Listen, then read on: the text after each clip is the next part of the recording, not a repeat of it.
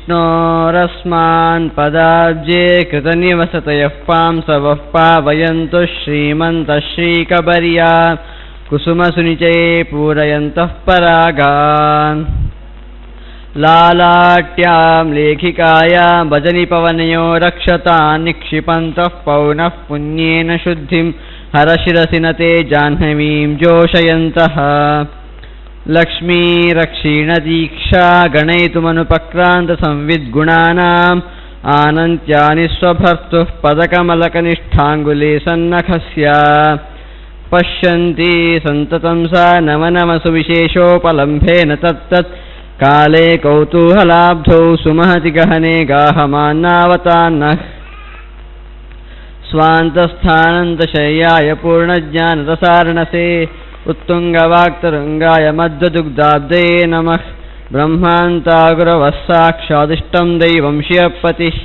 ಆಚಾರ್ಯ ಶ್ರೀಮದಾಚಾರ್ಯ ಸಂತು ಜನ್ಮನಿ ಜನ್ಮನಿ ನಾರಾಯಣಂ ನಮಸ್ಕೃತ್ಯ ನರಂ ಚೈವ ನರೋತ್ತಮಂ ದೇವೀಂ ಸರಸ್ವತೀಂ ವ್ಯಾಸಂ ತತೋ ಜಯಮುದೀರಯೇ ತ್ರೈಲೋಕ್ಯರಾಜ್ಯಮಾಕ್ಷಿಪ್ಯ ಬಲೇರಿಂದ್ರಾಯ ದದೋ ಶ್ರೀಧರಾಯ ನಮಸ್ತಸ್ಮೈ ಛದ್ಮವಾಮನರೂಪಿಣೇ ಶ್ರೀಗುರುಭ್ಯೋ ನಮಃ ಹರಿ ಓಂ.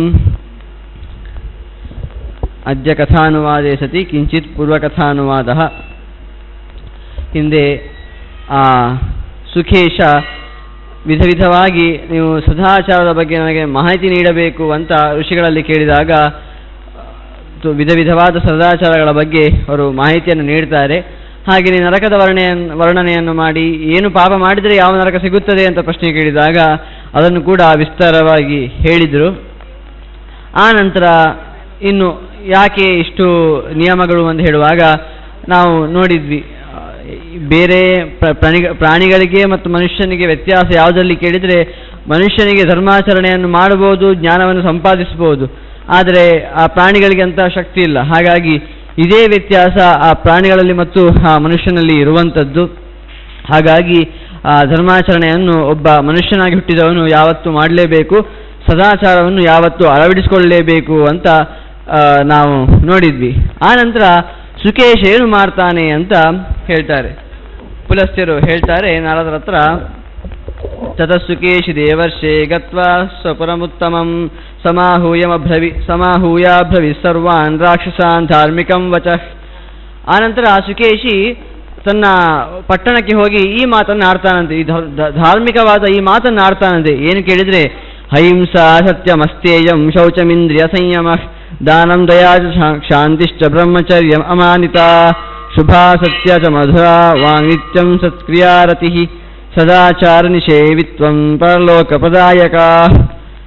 ಅದ ಹಿಂದೆ ಸುಕೇಶಿಗಳು ಏನೆಲ್ಲ ಅವನ ಧರ್ಮಾಚರಣೆಯ ಇದೆಲ್ಲ ಧರ್ಮಾಚರಣೆಯ ಮಾರ್ಗಗಳು ಅಂತ ಹೇಳಿದ್ರು ಅದನ್ನೇ ಅವನು ಅಳವಡಿಸ್ಕೊಳ್ತಾನಂತೆ. ಆ ಧರ್ಮ ಮಾರ್ಗದಲ್ಲಿ ಇದೆಲ್ಲ ಧರ್ಮ ಮಾರ್ಗಗಳು ಅಂತ ಹೇಳಿ ಮುಂದೆ ಏನು ಹೇಳ್ತಾನೆ ಕೇಳಿದರೆ, ಇತ್ಯೇಷುರ್ಮುನಯೋ ಮಹ್ಯಂ ಧರ್ಮಮಾದ್ಯಂ ಪುರಾತನಂ ಸೋಹಮಾಜ್ಞಾಪಯೇ ಸರ್ವಾನ್ ಕ್ರಿಯತಾಂ ಅವಿಕಲ್ಪಿತ. ಅವನು ಏನು ಹೇಳ್ತಾನೆ ಕೇಳಿದರೆ ಇದೆಲ್ಲ ಧರ್ಮ ಮಾರ್ಗಗಳು. ಅವನು ನೋಡಿ, ಆ ಒಂದು ರಾಕ್ಷಸ ಆದರೂ ಕೂಡ ತನ್ನ ಭೃತ್ಯರಿಗೆ ಏನು ಹೇಳ್ತಾನೆ ಕೇಳಿದರೆ ಇದೆಲ್ಲ ಧರ್ಮ ಮಾರ್ಗಗಳು, ನೀವೆಲ್ಲ ಇದನ್ನು ಆಚರಿಸಬೇಕು ಅಂತ ರಾಕ್ಷಸರಿಗೆ ಹೇಳ್ತಾನೆ. ನಿಜವಾಗಿ ರಾಕ್ಷಸರಲ್ಲಿ ಇಲ್ಲಿರುವಂಥದ್ದು ಎಲ್ಲ ಅವರು ವಿರುದ್ಧವಾದ ಧರ್ಮಗಳನ್ನೇ ಆಚರಿಸುವಂಥದ್ದು. ಅಹಿಂಸೆ ಅಂತ ಹೇಳಿದರೆ ಅವರು ಹಿಂಸೆಯನ್ನೇ ಮಾಡುವಂಥವ್ರು, ಸತ್ಯ ಅಲ್ಲ ಯಾವತ್ತು ಸುಳ್ಳನ್ನೇ ಹೇಳುವವರು. ಇನ್ನು ಅಸ್ಥೇಯ ಕಳ್ಳತನ ಮಾಡಬಾರ್ದು ಅಂತ, ಆದರೆ ಅವರೆಲ್ಲೂ ಯಾವಾಗಲೂ ಸ್ಥೇಯ ಕಳ್ಳತನ ಮಾಡುವಂಥವರೇ. ಯಾವತ್ತು ಶುಚಿತ್ವ ಇಲ್ಲ, ಇಂದ್ರಿಯ ಸಂಯಮ ಅಂತೂ ಮೊದಲೇ ಇಲ್ಲ. ಅಸುರರಿಗೆ ರಾಕ್ಷಸರಿಗೆ ಇನ್ನೊಂದು ಹೆಸರು ಅಸುರರು ಅಂತ. ಯಾಕಂದರೆ ಇಂದ್ರಿಯಗಳಲ್ಲಿ ರಮಿಸುವವರು ಅಸುರರು. ಅಸುಷು ರಮಂತೆ ಇತಿ ಅಸುರಾಹ. ಅಸುಗಳಂತ ಹೇಳಿದರೆ ಇಂದ್ರಿಯಗಳು, ಅವುಗಳಲ್ಲಿಯೇ ಯಾವಾಗ ರಮಿಸುವವರು ಅಂತ. ಹಾಗಾಗಿ ಅವರಲ್ಲಿ ಇಂದ್ರಿಯ ನಿಗ್ರಹವನ್ನು ನಾವು ಯೋಚಿಸಲಿಕ್ಕೆ ಸಾಧ್ಯ ಇಲ್ಲ. ಆದರೂ ಕೂಡ ನೀವೆಲ್ಲ ಇಂದ್ರಿಯ ನಿಗ್ರಹವನ್ನು ಮಾಡಬೇಕು ಅಂತ ಅವನು ಹೇಳ್ತಾನಂತೆ. ಇನ್ನು ದಾನ, ದಯ, ಶಾಂತಿ, ತಾಳ್ಮೆ ಇದೆಲ್ಲ ಅಳವಡಿಸಿಕೊಳ್ಳಿ ಅಂತ ಹೇಳಿದ್ರು ಕೂಡ ನಿಜವಾಗಿ ಅದರ ವಿರುದ್ಧವಾದ ಧರ್ಮವನ್ನು ಅವರು ಆಚರಿಸಿದ್ರು ಕೂಡ ಈ ರೀತಿಯಾಗಿ ಮಾಡಬೇಕು ಅಂತ ಹೇಳುವಾಗ ಆಗ ಏನು ಮಾಡಿದ್ರು, ಇದೆಲ್ಲ ಮಾಡಿದ್ರ ಕೇಳಿದ್ರೆ ಹೇಳ್ತಾರೆ, ತದಸುಕೇಶಿ ವಚನ ಸರ್ವೇ ವನಿಶಾಚರ ತ್ರಯೋದಶಾಂಗಂ ತೇ ಧರ್ಮಂ ಚಕ್ರುರ್ಮುದಿತ ಮಾನಸ. ಈ ಸುಕೇಶ ಮಾತನ್ನು ಕೇಳಿ ಇಲ್ಲಿ ಏನೆಲ್ಲ ಹೇಳಿದ್ರು ಅದೆಲ್ಲ ಚಚೂ ತಪ್ಪದೆ ಅವರು ಮಾಡಿದ್ರಂತೆ, ಸರಿಯಾಗಿ ಆ ಎಲ್ಲ ಧರ್ಮಗಳನ್ನು ಪಾಲಿಸಿಕೊಂಡ್ರಂತೆ ಅವರು. ಹಾಗಾಗಿ ಏನಾಯಿತು ಅಂತ ಕೇಳ್ತಾರೆ. ತದ ಪ್ರವೃದ್ಧಿಂ ಸುತರ ಅಗಚ್ಚಂತ ನಿಶಾಚರ ಪುತ್ರ ಪೌತ್ರ ಸಂಯುಕ್ತ ಸದಾಚಾರ ಸಮನ್ವಿತ. ಆಗ ಅವರು ಮಾತ್ರ ಅಲ್ಲ, ಅವರೆಲ್ಲ ಪ್ರವೃತ್ತಿಯನ್ನು ಹೊಂದಿದ್ರಂತೆ. ಪ್ರವೃತ್ತಿ ಯಾವ ರೀತಿಯಾಗಿ ಕೇಳಿದರೆ ಭೌತಿಕವಾಗಿ ಪ್ರವೃತ್ತಿ ಅಂತ, ಅಂದರೆ ದೈಹಿಕವಾಗಿ ಅಲ್ಲ, ಒಳಗೆ ಅವರಲ್ಲಿ ಒಂದು ಜ್ವಲನ ಕಾಣಿಸ್ತಂತೆ. ಇದು ಏನೋ ತಲೆ ಮೇಲೆ ಹೋಗುವ ವಿಚಾರ ಹೇಳ್ತಾ ಇದ್ದೀರಂತಲ್ಲ. ಈಗ ನಾವು ನಮ್ಮ ಸ್ವಾಮೀಜಿಗಳನ್ನೆಲ್ಲ ನೋಡ್ತೇವೆ, ಅವರಲ್ಲಿ ತುಂಬ ವ್ರತ ನಿಯಮಾದಿಗಳನ್ನು ಮಾಡುವುದರಿಂದ ಅವರ ಮುಖದಲ್ಲಿ ಒಂದು ಕಾಂತಿ ಇರ್ತದೆ. ಆ ಕಾಂತಿಯ ಕಾರಣ ಏನು ಕೇಳಿದರೆ ಆ ಭಗವಂತನ ಒಂದು ಜ್ಞಾನ. ಅಷ್ಟೇ ಅಲ್ಲದೆ ವ್ರತ ನಿಯಮಗಳನ್ನು ಆಚರಣೆ ಮಾಡಿದರೆ ಅವರ ಮುಖದಲ್ಲಿ ಒಂದು ತೇಜಸ್ಸಂತೆ ಇರ್ತದೆ. ಅಂತಹ ತೇಜಸ್ಸಿನ ವೃದ್ಧಿ ರಾಕ್ಷಸರಲ್ಲಿಯೇ ಆಯಿತಂತೆ. ಯಾಕಂದರೆ ಅವರೆಲ್ಲ ಧರ್ಮಾಚರಣೆಯನ್ನು ಮಾಡಲಿಕ್ಕೆ ಪ್ರಾರಂಭ ಮಾಡಿದ್ರಲ್ವಾ, ಹಾಗಾಗಿ ಅವರ ಮುಖದಲ್ಲೆಲ್ಲ ತೇಜಸ್ಸು ಕಾಣಿಸಲಿಕ್ಕೆ ಪ್ರಾರಂಭವಾಯಿತಂತೆ. ಹೇಳ್ತಾರೆ, ಗಂತುಂ ನಾಶಕ್ನುವನ್ ಸೂರ್ಯೋ ನಕ್ಷತ್ರ ಚಂದ್ರಮ ತದಸ್ತ್ರಿಭುವನೆ ಬ್ರಹ್ಮನ್ ನಿಶಾಚರ ಪುರೋಭವತ್. ಒಂದು ಅಂದರೆ ಇದರ ಪ್ರಭಾವ ಎಷ್ಟು ಅಂತ ಹೇಳ್ತಾರೆ. ಇಲ್ಲಿ ಹೇಳ್ತಾರೆ, ಸೂರ್ಯನು ಕೂಡ ಅವರನ್ನು ದಾಟಿ ಹೋಗಲಿಕ್ಕೆ ಸಾಧ್ಯ ಆಗಲಿಲ್ಲ ಅಂತ. ಯಾಕಂದರೆ ಅವರ ಮುಖದ ಪ್ರಭಾವವೇ ಅಷ್ಟಿತ್ತು ಅಂತ. ಅಂದರೆ ಯಥಾರ್ಥವಾಗಿ ಅರ್ಥ ಮಾಡ್ಕೊಳ್ಳೋದಂತ ಅಲ್ಲ ಇದರಲ್ಲಿ. ಅಂದರೆ ಅವರ ತೇಜಸ್ಸು ಅಷ್ಟು ಪ್ರಖರವಾಗಿತ್ತು ಅಂತ ಹೇಳಲಿಕ್ಕೆ ಆ ಸೂರ್ಯನ ತೇಜಸ್ಸು ಏನಿದೆಯೋ ಅದಕ್ಕೆ ವಿರುದ್ಧವಾಗಿ ಇವರ ತೇಜಸ್ಸೇ ಹೆಚ್ಚಾಗಿತ್ತು ಅಂತ ಹೇಳುವ ಹಾಗೆ ಆ ಮಾತನ್ನು ಆಡ್ತಾರೆ. ಆಗ ಹೇಳ್ತಾರೆ ಒಂದು ವಿಶೇಷವಾದ ವಿಷಯವನ್ನು. ನ ಜ್ಞಾಯತೆ ಗತಿರ್ವ್ಯೋಮ್ನಿ ಭಾಸ್ಕರಸ್ಯ ತಥೋಂಬರೆ ಶಶಾಂಕ ಮಿತಿ ತೇಜಸ್ವಾತ್ ಅಮನ್ಯಂತ ಪುರೋತ್ತಮಂ. ಅವರು ಆಕಾಶದಲ್ಲಿ ಸೂರ್ಯನ ನೋಡ್ತಾರಲ್ವ, ಸೂರ್ಯ ಕಾಣ್ತಾ ಇದ್ದಾನಂತೆ, ಆದರೆ ಅದು ಸೂರ್ಯ ಅಂತ ಗೊತ್ತಾಗ್ತಿರ್ಲಿಲ್ಲ ಅಂತೆ. ಆ ಆಕಾಶವನ್ನು ನೋಡಿ ಇದು ಚಂದ್ರ ಇರಬೇಕು, ಆ ಸೂರ್ಯನನ್ನು ನೋಡಿ ಚಂದ್ರ ಇರಬೇಕು ಅಂತ ಅಂದ್ಕೊಳ್ತಾ ಇದ್ದಾರಂತೆ. ಯಾಕಂದರೆ ಸೂರ್ಯನಿಂದ ತೇಜಸ್ಸೇ ಹೆಚ್ಚಾಗಿದ್ದರೆ ಆಗ ಇದು ಸೂರ್ಯನೇ ಅಂತ ಗೊತ್ತಾಗ್ತದೆ. ಆದರೆ ಅವನಿಂದ ತೇಜಸ್ಸೇ ಬರ್ತಾ ಇಲ್ಲ. ತೇಜಸ್ಸು ಬರ್ತಾ ಇರುವಂಥದ್ದೆಲ್ಲ ಭೂಮಿಯಿಂದಲೇ ಬರ್ತಾ ಇದೆ, ಅವರ ಮುಖದಿಂದಲೇ ಅಷ್ಟು ತೇಜಸ್ಸು ಬರ್ತಾ ಇದೆ. ಹಾಗಿರುವಾಗ ಅವರಿಗೆ ಸೂರ್ಯ ಅಂತ ಹೇಗೆ ಗೊತ್ತಾಗಬೇಕು? ಆ ಆಕಾಶವನ್ನು ನೋಡಿ ಇದು ಸೂರ್ಯ ಅಲ್ಲ, ಇದು ಚಂದ್ರ ಅಂತ ಇವರು ಅಂದ್ಕೊಳ್ತಾ ಇದ್ರಂತೆ. ಆಗ ಸಂವಿಕಾಸಂ ವಿಮುಂಚಂತಿ ನಿಶಾಮಿತಿ ವಿಚಿಂತಯನ್ ಕಮಲಾಕರೇಶು ಕಮಲ ಮಿತ್ರಮಿತ್ಯವಗಮ್ಯಹಿ ರಾತ್ರೋ ವಿಕಸಿತ ಬ್ರಹ್ಮನ್ ವಿಭೂತಿಂ ದಾತುಂ ಮೀಪ್ಸವಃ. ಆಗ ಎಲ್ಲರೂ ಕೂಡ ತಮ್ಮಲ್ಲಿ ತಾವು ವಿಕಾಸವನ್ನು ಹೊಂದ್ತಾ ಇದ್ರಂತೆ. ವಿಶೇಷ ಏನು ಕೇಳಿದರೆ ಕಮಲಗಳೆಲ್ಲ ಉಂಟಲ್ವಾ, ಕಮಲಗಳು ಯಾವಾಗ ಅರಳುವಂಥದ್ದು? ಕಮಲಗಳು ಯಾವಾಗಲೂ ರಾತ್ರಿ ಸಮಯದಲ್ಲಿ ಅರಳುವುದಿಲ್ಲ, ಬೆಳಗ್ಗಿನ ಸಮಯದಲ್ಲಿ ಮಾತ್ರ ಅರಳುವಂಥದ್ದು. ಆದರೆ ಆ ರಾತ್ರಿ ಸಮಯದಲ್ಲಿಯೂ ಕೂಡ ಆ ತೇಜಸ್ಸಿದ್ದ ಕಾರಣ ಸೂರ್ಯನಾದರೆ ಬೆಳಗ್ಗೆ ಮಾತ್ರ ಇರುವಂಥದ್ದು. ಆದರೆ ಇವರ ತೇಜಸ್ಸು, ಈ ರಾಕ್ಷಸರ ತೇಜಸ್ಸು ಎಲ್ಲ ಸಮಯದಲ್ಲಿ ಇರ್ತದಲ್ವಾ, ಹಾಗಾಗಿ ಆ ರಾತ್ರಿ ಸಮಯದಲ್ಲಿ ತೇಜಸ್ಸಿದ್ದದನ್ನು ಕಂಡು ಈಗ ಬೆಳಗ್ಗೆ ಆಗಿದೆ ಅಂತ ಹೇಳಿ ರಾತ್ರಿಯಲ್ಲಿಯೂ ಕೂಡ ಕಮಲಗಳು ಅರಳ್ತಾ ಇತ್ತಂತೆ. ಇದು ವಿಶೇಷ. ಆ ರಾತ್ರಿಯಲ್ಲೂ ಕೂಡ ಆ ಕಮಲಗಳು ಮಿತ್ರನೇ ಸೂರ್ಯನೇ ಬಂದಿದ್ದಾನೆ ಅಂತ ಅವಳು ಅರಳ್ತಾ ಇದ್ವಂತೆ. ಕೌಶಿಕ ರಾತ್ರಿ ಸಮಯಂ ಬುದ್ಧ್ವಾ ನಿರಗಮನ್ ಕಿಲ ತಾನ್ ವಾಯಸಾಸ್ತದಾ ರಜ್ಞಾತ್ವಾ ದಿವಾ ನಿಘ್ನಂತಿ ಕೌಶಿಕಾನ್. ಕೌಶಿಕಗಳು ಅಂತ ಹೇಳಿದರೆ ಗೂಬೆಗಳು. ಆ ಗೂಬೆಗಳು ಯಾವಾಗಲೂ ರಾತ್ರಿ ಹೊತ್ತಲ್ಲಿ ಹೋಗುವಂಥದ್ದು. ಈ ರಾತ್ರಿ ಆಯಿತು ಅಂತ ಗೂಬೆಗಳು ಹೊರಟ್ರೆ ಇದು ಬೆಳಗ್ಗೆ ಅಂತ ಎಲ್ಲ ವಾಯಸಗಳೆಲ್ಲ ಕಾಗೆಗಳು ಅಂತ ಹೇಳುವಂಥದ್ದು, ಅವುಗಳೆಲ್ಲ ಓಡಿಸ್ತಾ ಇದ್ವಂತೆ ಆ ಗೂಬೆಗಳನ್ನು. ಅಂದರೆ ನೀವು ರಾತ್ರಿ ಸಮಯದಲ್ಲಿ ಮಾತ್ರ ಬರಬೇಕು, ಬೆಳಗ್ಗೆ ಬರಲಿಕ್ಕೆ ಇಲ್ಲ ಅಂತ. ಹಾಗೆ ನೋಡಿದರೆ ಈಗ ಆ ಗೂಬೆಗಳಿಗೆ ಬರಲಿಕ್ಕೆ ಅವಕಾಶನೇ ಇಲ್ಲ.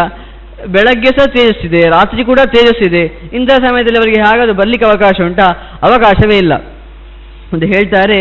ಸ್ನಾತಕ ಸ್ವಾಪಗಾಸ್ತೇವ ಸ್ವೇವ ಸ್ಥಾನ ಜಪ್ಯ ಪರಾಯಣ ಆಕಂಠಮಗ್ನ ಶಿಷ್ಟಂತಿ ರಾತ್ರೋ ಜ್ಞಾತ್ವಾತ ವಾಸರಂ. ಅವರು ಇನ್ನು ಋಷಿಗಳೆಲ್ಲ ಏನು ಮಾಡ್ತಾ ಇದ್ರು ಕೇಳಿದರೆ ರಾತ್ರಿ ಕೂಡ ಸ್ನಾನ ಮಾಡ್ತಾ ಇದ್ದಾರಂತೆ. ಜಪ ಪಾರಾಯಣಾದಿಗಳನ್ನು ರಾತ್ರಿ ಕೂಡ ಮಾಡ್ತಾ ಇದ್ದಾರಂತೆ. ಯಾಕಂದರೆ ಅವರಿಗೆ ವ್ಯತ್ಯಾಸವೇ ಗೊತ್ತಾಗ್ತಿಲ್ಲ, ಇದು ಯಾವಾಗ ಬೆಳಗ್ಗೆ ಯಾವಾಗ ರಾತ್ರಿ ಅಂತ. ಆ ಎಲ್ಲರೂ ಕೂಡ ಜಪತಪಾದಿಗಳನ್ನು ಎಲ್ಲರೂ ರಾತ್ರಿ ಕಾಲದಲ್ಲಿ ಕೂಡ ಮಾಡ್ತಾ ಇದ್ದಾರಂತೆ. ಇನ್ನು ವಿಸ್ತಾರವಾಗಿ ಅಲ್ಲಿ ಅದರ ಬಗ್ಗೆ ಹೇಳ್ತಾ, ಮಹಾಭಾಗವತ ಪೂಜಾ ವಿಷ್ಣು ಕುರುವಂತಿ ಭಕ್ತಿತಃ ರವೌ ಶಶಿನಿ ಚೈವಾನ್ಯೇ ಬ್ರಹ್ಮಣೋನ್ಯೇ ಹರಸ್ಯ ಚ. ಇನ್ನು ಎಲ್ಲ ಕಾಲದಲ್ಲಿ, ರಾತ್ರಿ ಕಾಲದಲ್ಲಿ ಮಲಗುವುದು ಇದೆಲ್ಲ ವ್ಯತ್ಯಾಸವೇ ಇಲ್ಲ. ಎಲ್ಲ ಕಾಲದಲ್ಲಿಯೂ ಕೂಡ ಆ ಭಾಗವತರೆಲ್ಲ, ಆ ಭಗವದ್ಭಕ್ತರೆಲ್ಲ ವಿಷ್ಣುವಿನ ಪೂಜೆಯನ್ನು, ರವಿಯ ಪೂಜೆಯನ್ನು, ಚಂದ್ರನ ಪೂಜೆಯನ್ನು, ಹರನ ಪೂಜೆಯನ್ನು ಮಾಡ್ತಾ ಇದ್ರಂತೆ. ಇನ್ನು ಸಹ ಲಕ್ಷ್ಮ್ಯಾ ಮಹಾಯೋಗಿ ನಮಸ್ಯಾದಿಶ್ಚತುಷ್ವಪಿ ಅಶೂನ್ಯಶಯನಾಮದ್ವಿತೀಯ ಸರ್ವಕಾಮದ. ಇನ್ನು ಲಕ್ಷ್ಮೀ ಸಹಿತನಾದ ಮಹಾಯೋಗಿ ವಿಷ್ಣುವಿನ ಪೂಜೆಯನ್ನು ಕೂಡ ಎಲ್ಲ ಸಮಯದಲ್ಲಿ ಮಾಡ್ತಾ ಇದ್ದಾರಂತೆ. ವಿಷ್ಣು ಪ್ರಸನ್ನನಾಗಿ ನಮಗೆ ಯಾವಾಗಲೂ ಬೆಳಕನ್ನೇ ನೀಡ್ತಾ ಇದ್ದಾನೆ ಅಂತ ಅವ್ರು ಅಂದ್ಕೊಳ್ತಾ ಇದ್ದಾರಂತೆ. ತೇನಾಸೋ ಭಗವಾನ್ ಪ್ರೀತ ಪ್ರಾದಚ್ಚತ್ ಅಯನಮುತ್ತಮಂ ಅಶೂನ್ಯಂ ಚ ಮಹಾಭೋಗೈ ನಸ್ತಮಿತ ಶೇಖರಂ ಅನ್ಯೇ ಭುವನ್ ಧ್ರುವಂ ದೇವ್ಯಾ ರೋಹಿಣ್ಯ ಶಶಿನಶ್ಯಯಂ ದೃಷ್ಟ್ವಾ ತಪ್ತಂ ತಪೋಘೋರಂ ರುದ್ರಾರಾಧನಕಾಮ್ಯಯ.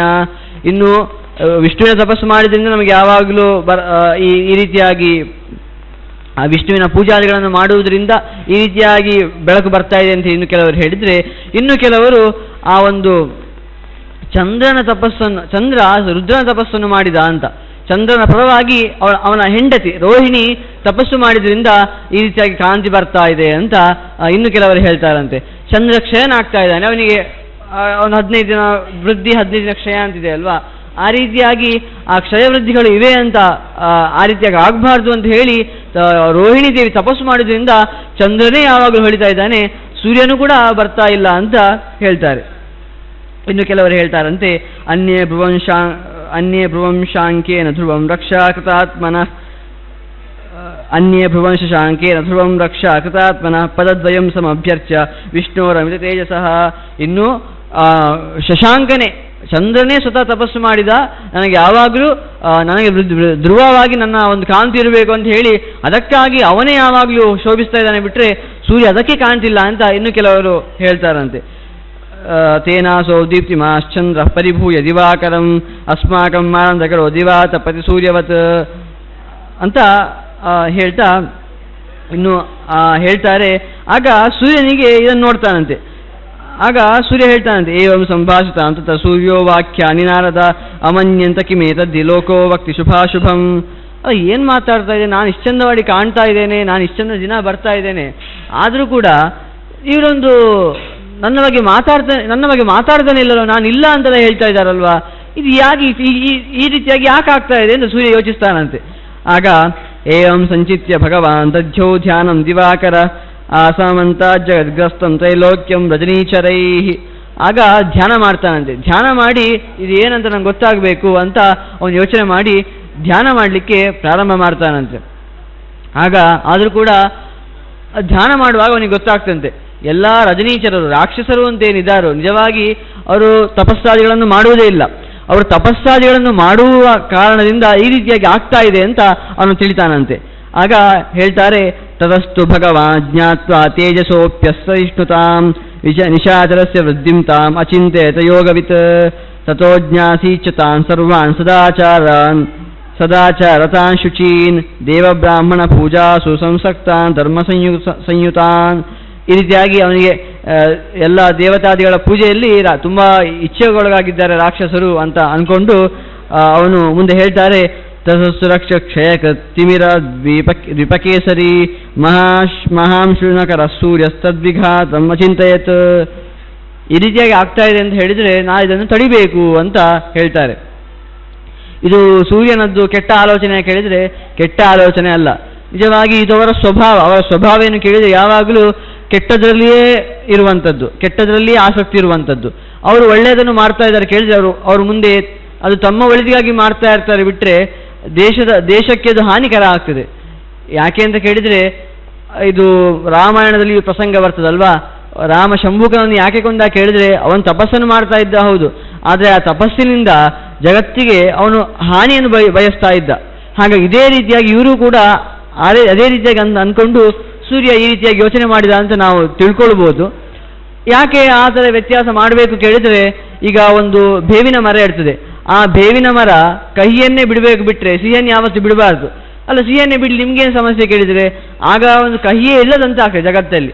ಅದರ ಸ್ವಭಾವ ಅದು, ಅದರ ಸ್ವಭಾವದ ರೀತಿಯಲ್ಲಿ ಅನುಗುಣವಾಗಿ ಅದು ಕೆಲಸ ಮಾಡಬೇಕು, ಬಿಟ್ಟರೆ ಅದು ಬದಲಾದರೆ ಸರಿಯಾಗುವುದಿಲ್ಲ. ಹಾಗಾಗಿ ಈ ರೀತಿಯಾಗಿ ತನ್ನ ಸ್ವಭಾವಕ್ಕೆ ವಿರುದ್ಧವಾಗಿ ಕೆಲಸ ಮಾಡ್ತಾ ಇದ್ದಂತಹ ರಾಕ್ಷಸರನ್ನು ಈ ಹಾದಿಯಿಂದ ತಪ್ಪಿಸಬೇಕು ಅಂತ ಸೂರ್ಯ ಅನ್ಕೊಳ್ತಾನಂತೆ. ಆಗ ಜಾತವಾಂಶ ತತಶ್ಚಿದ್ರಂ ರಾಕ್ಷಸಾನಾಂ ದಿವಸ್ಪತಿ ಸ್ವಧರ್ಮ ವಿಚ್ಯುತಿರ್ನಾಮ ಸರ್ವಧರ್ಮ ವಿಘಾತಕೃತ. ಆಗ ಇಲ್ಲೇ ಹೇಳ್ತಾರೆ ನೋಡಿ, ಸರ್ವಧರ್ಮ ವಿಘಾತಕೃತ ಅಂತ ಹೇಳ್ತಾರೆ. ಈ ರೀತಿಯಾಗಿ ಮಾಡಿದರೆ ಇದೆಲ್ಲ ಧರ್ಮಗಳ ವಿಘಾತ ಆಗ್ತದೆ ಅಂತ ಹೇಳ್ತಾರೆ. ಅಂದರೆ ಯಾರು ತಮ್ಮ ಕೆಲಸವನ್ನು ಮಾಡಬೇಕು ಅವರು ಕೂಡ ತಮ್ಮ ಕೆಲಸವನ್ನು ಮಾಡದೇ ಹಾಗಾಗ್ತದೆ. ಹಾಗಾಗಿ ಇದನ್ನು ನಾನು ನಿಲ್ಲಿಸಬೇಕು ಅಂತ ಸೂರ್ಯ ಅನ್ಕೊಳ್ತಾನಂತೆ. ಅದಕ್ಕೆ ಏನು ಮಾಡ್ತಾನೆ ಹೇಳಿದರೆ, ತತಕ್ರೋಧ ವಿಭೂತೇನ ಭಾನುನಾ ರಿಪುಭೇದಿಭಿ ಭಾನುಭೀರಾಕ್ಷಸಪುರಂ ತದ್ದೃಷ್ಟಂ ಚೇಥೇಚ್ಛಯ. ಆಗ ಅವನು ತನ್ನ ಕ್ರೋಧಾಭಿಭೂತಿ, ತನ್ನ ಕ್ರೋಧವಾದ ಕಣ್ಣನ್ನು ಬಿಟ್ಟು ಅವರ ಪುರ ಎಲ್ಲಿದ್ದದ್ದು, ಆಕಾಶದಲ್ಲಿದ್ದದಲ್ವಾ, ಕ್ರೋಧವಾಗಿ ಆ ಪುರವನ್ನು ನೋಡ್ತಾನಂತೆ. ಆಗ ಏನಾಗ್ತದೆ ಹೇಳುವಾಗ, ಸಾಪ ಭಾನುನಾಥ ಅದೃಷ್ಟ ಕ್ರೋಧಾತ್ಮ ತೇನ ಚಕ್ಷುಷ ನಿಪಪಾತಾಂಬರ ಭ್ರಷ್ಟ ಕ್ಷೀಣ ಪುಣ್ಯ ಇವಗ್ರಹ. ಆಗ ಆ ಒಂದು ಕಿರಣಕ್ಕೇನೆ ಆ ಪುರಕ್ಕೆ ಬಿಸಿ ತಟ್ಟಿ ಅದು ಕೆಳಗೆ ಬಿದ್ದು ಬಿಡ್ತದಂತೆ. ಆಗ ಪತಮಾನಂ ಸಮಾಲೋಕ್ಯ ಪುರಂ ಶಾಲಕಟಂಕಟ ನಮೋ ಭವಾಯ ಶರ್ವಾಯ ಇದಮುಚ್ಚೆ ಉದೀರಯನ್. ಆದರೆ ಇನ್ನು ಆ ಶಾಲಕಟಂಕಟ ಅಂದರೆ ಆ ಸುಕೇಶ, ಕಟಂಕಟನ ಮಗ ಆ ಸುಕೇಶ ಆ ಶಿವನನ್ನು ತಪಸ್ಸು ಮಾಡ್ತಾನಂತೆ. ಅವನು ಶಿವನ ಭಕ್ತ ಅಲ್ವಾ, ಹಾಗಾಗಿ ಆ ಶಿವನ ತಪಸ್ಸನ್ನು ಮಾಡ್ತಾನೆ. ನಮೋ ಭವಾಯ ಶರ್ವಾಯ ಇದಮುಚ್ಚೆ ರುಧೀರಯತ್. ಹೇ ಭವ, ಹೇ ಶರ್ವ, ನನ್ನ ರಕ್ಷಣೆ ಮಾಡು, ನನ್ನ ಪುರ ಬೀಳ್ತಾ ಇದೆ ಅಂತ ಅವನಾಗ ತಪಸ್ಸನ್ನು ಮಾಡ್ತಾನಂತೆ. ಆಗ ತಮಾಕರ್ಣ್ಯ ಚಾರಣ ಗಗನೇಚರ ಹಾಹೇತಿ ಚುಕ್ರಶು ಸರ್ವೇ ಹರಭಕ್ತ ಪದತ್ಯಸೋ. ಆಗ ಗಗನಾಚರರೆಲ್ಲ ನೋಡ್ತಾರಂತೆ, ಅಯ್ಯೋ ಯಾಕೆ ಸುಕೇಶ ಬೀಳ್ತಾ ಇದ್ದಾನಲ್ವ ಕೆಳಗೆ, ಅವನ ಪುರವೇ ಬೀಳ್ತಾ ಇದೆ ಅಲ್ವಾ, ಈ ಥರ ಆಗಬಾರ್ದಲ್ವಾ, ಇವನು ಹರನ ಭಕ್ತ ಅಲ್ವಾ ಅಂತ ಹೇಳಿ ಹರನನ್ನು ಅವರೇ ಪ್ರಾರ್ಥಿಸ್ತಾರಂತೆ. ಹೇ ಹರ, ಇವನು ನಿನ್ನ ಭಕ್ತ ಬೀಳ್ತಾ ಇದ್ದಾನೆ, ತನ್ನ ಪುರದಿಂದಲೇ ಬೀಳ್ತಾ ಇದ್ದಾನೆ, ರಕ್ಷಣೆ ಮಾಡಿ ಇವನನ್ನು ಅಂತ ಕೇಳುವಾಗ, ತಚ್ಚಾರಣಾವಚ ಶರ್ವ ಶ್ರುತವಾನ್ ಸರ್ವಗೋವ್ಯಯ ಶ್ರುತ್ವಾ ಸಂಚಿಂತಯಾಮಾಸ ಕೇನಾಸೋ ಪಾಚ್ಯತೆ ಭುವಿ. ಆಗ ಹರ ಯೋಚನೆ ಮಾಡ್ತಾನಂತೆ, ಯಾವ ಕಾರಣಕ್ಕಾಗಿ ಇವನು ಕೆಳಗೆ ಬೀಳ್ತಾ ಇದ್ದಾನೆ, ಏನಾಯ್ತು ಇವನಿಗೆ, ಕೆಳಗೆ ಬೀಳ್ಲಿಕ್ಕಾದ ಕಾರಣ ಏನಾದರೂ ಬೇಕಲ್ವಾ ಅಂತ ಯೋಚನೆ ಮಾಡುವಾಗ ಗೊತ್ತಾಗ್ತದಂತೆ ಅವನಿಗೆ. ಜ್ಞಾತವಾನ್ ದೇವ ಪತಿನ ಸಹಸ್ರ ಕಿರಣೇನ ತತ್ ಪಾತಿತಂ ರಾಕ್ಷಸಪುರಂ ತದಕೃದ್ಧ ತ್ರಿಲೋಚನ. ಆಗ ಗೊತ್ತಾಗ್ತದಂತೆ ಅವನಿಗೆ, ಓ ಯಾಕೆ ಬೀಳ್ತಾ ಇದೆ ಕೇಳಿದರೆ, ಆ ಸೂರ್ಯ ತನ್ನ ಒಂದು ದೊಡ್ಡವಾದ ಕಣ್ಣನ್ನು ಬಿಟ್ಟು, ಆ ಕ್ರುದ್ಧವಾದ ಕಣ್ಣನ್ನು ಬಿಟ್ಟಿದ್ರಿಂದ ಆ ಬೆಳಕಿಗೆನೆ ಆ ಒಂದು ತೇಜಸ್ಸಿಗೆ ಬೀಳ್ತಾ ಇದೆ ಪುರ ಅಂತ ಗೊತ್ತಾದಾಗ ಆಗ ಅವನು ಕ್ರುದ್ಧನಾಗ್ತಾನಂತೆ. ಕ್ರುದ್ಧಸ್ತು ಭಗವಂತಂ ತಂ ಭಾನುಂ ಅಂತಂ ಅಪಶ್ಯತ ದುಷ್ಟ ಮಾತ್ರ ನೇತ್ರೇಣ ನಿಪಪಾತ ತತೋಂಭರಾತ್. ಆಗ ಶಿವನಿಗೆ ಸಿಟ್ಟು ಬರ್ತಾನಂತೆ, ನನ್ನ ಭಕ್ತನನ್ನು ಬೀಳಿಸ್ತೀಯ ಅಂತ ಕೇಳಿ ಆ ಶಿವ ಕ್ರುದ್ಧನಾಗಿ ಆ ಸೂರ್ಯನನ್ನೇ ಕ್ರುದ್ಧವಾಗಿ ನೋಡ್ತಾನಂತೆ. ಆಗ ಆ ಸೂರ್ಯನೇ ಆಕಾಶದಿಂದ ಕೆಳಗೆ ಬಿದ್ದವನಾಗ್ತಾನಂತೆ. ಆ ಸೂರ್ಯನೇ ಆ ದೇವತಾ ಶಕ್ತಿ ಆದರೂ ಕೂಡ ಅವನು ಕೆಳಗೆ ಬೀಳ್ತಾನಂತೆ. ಇಲ್ಲಿ ಸೂರ್ಯ ಅಷ್ಟು ಶಕ್ತಿಹೀನನ ಕೇಳಿದರೆ, ಇಲ್ಲಿ ಮುಖ್ಯವಾಗಿ ಆ ಸುಕೇಶ ರಾಕ್ಷಸನಾದರೂ ಕೂಡ ಅವನ ಒಂದು ಶಿವನ ಮೇಲಿನ ಭಕ್ತಿ ಯಾವುದಿತ್ತು ಅದಕ್ಕೆ ಹೇಗೆ ಪ್ರಸನ್ನನಾದ ಅಂತ ತಿಳಿಬೇಕು. ಬಿಟ್ಟರೆ ಆ ಸೂರ್ಯನಿಗೆ ಇಂತಹ ತಪ್ಪು ಮಾಡಿದ್ರಿಂದ ಸೂರ್ಯ ಕೆಳಗೆ ಬಿದ್ದ ಅಂತ ನಾವು ಅರ್ಥ ಮಾಡ್ಕೊಳ್ಬಾರ್ದು. ಆದರೆ ಅವನು ಬೀಳ್ತಾನಂತೆ. ಆ ಸುಕೇಶನ ಆ ರಾಕ್ಷಸನಾದರೂ ಕೂಡ ಅವನ ಒಂದು ಭಕ್ತಿಯ ಮಹತ್ವವನ್ನು ತಿಳಿಸಬೇಕಿತ್ತು. ಆಗ ಗಗನ ಸಪರಿಭ್ರಷ್ಟ ಪತಿ ವಾಯು ನಿಷೇವಿತೆ ಯದೃಚ್ಛಯ ನಿಪತಿತೋ ಯಂತ್ರಮುಕ್ತೋ ಯಥೋಪಲ ತಥೋ ವಾಯುಪಥಾನ್ ಮುಕ್ತ ಕಿಂಶುಕೋ ಜ್ವಲ ವಿಗ್ರಹ ನಿಪಪಾತಾನಂತರಿಕ್ಷ ಸವೃತ್ತ ಕಿನ್ನರಚಾರಣೈ. ಆಗ ಅವನು ಕೂಡ ವಾಯು ಎಲ್ಲಿ ಹೋಗ್ತಾನೆ, ಅವನು ಕೂಡ ಅದೇ ಮಾರ್ಗದಲ್ಲಿ ಹೋಗ್ತಾ ಇದ್ದಾನಂತೆ. ಎಲ್ಲ ಕಡೆ ಅವನು ಕೂಡ ಚಲಿಸ್ತಾ ಇದ್ದಾನಂತೆ.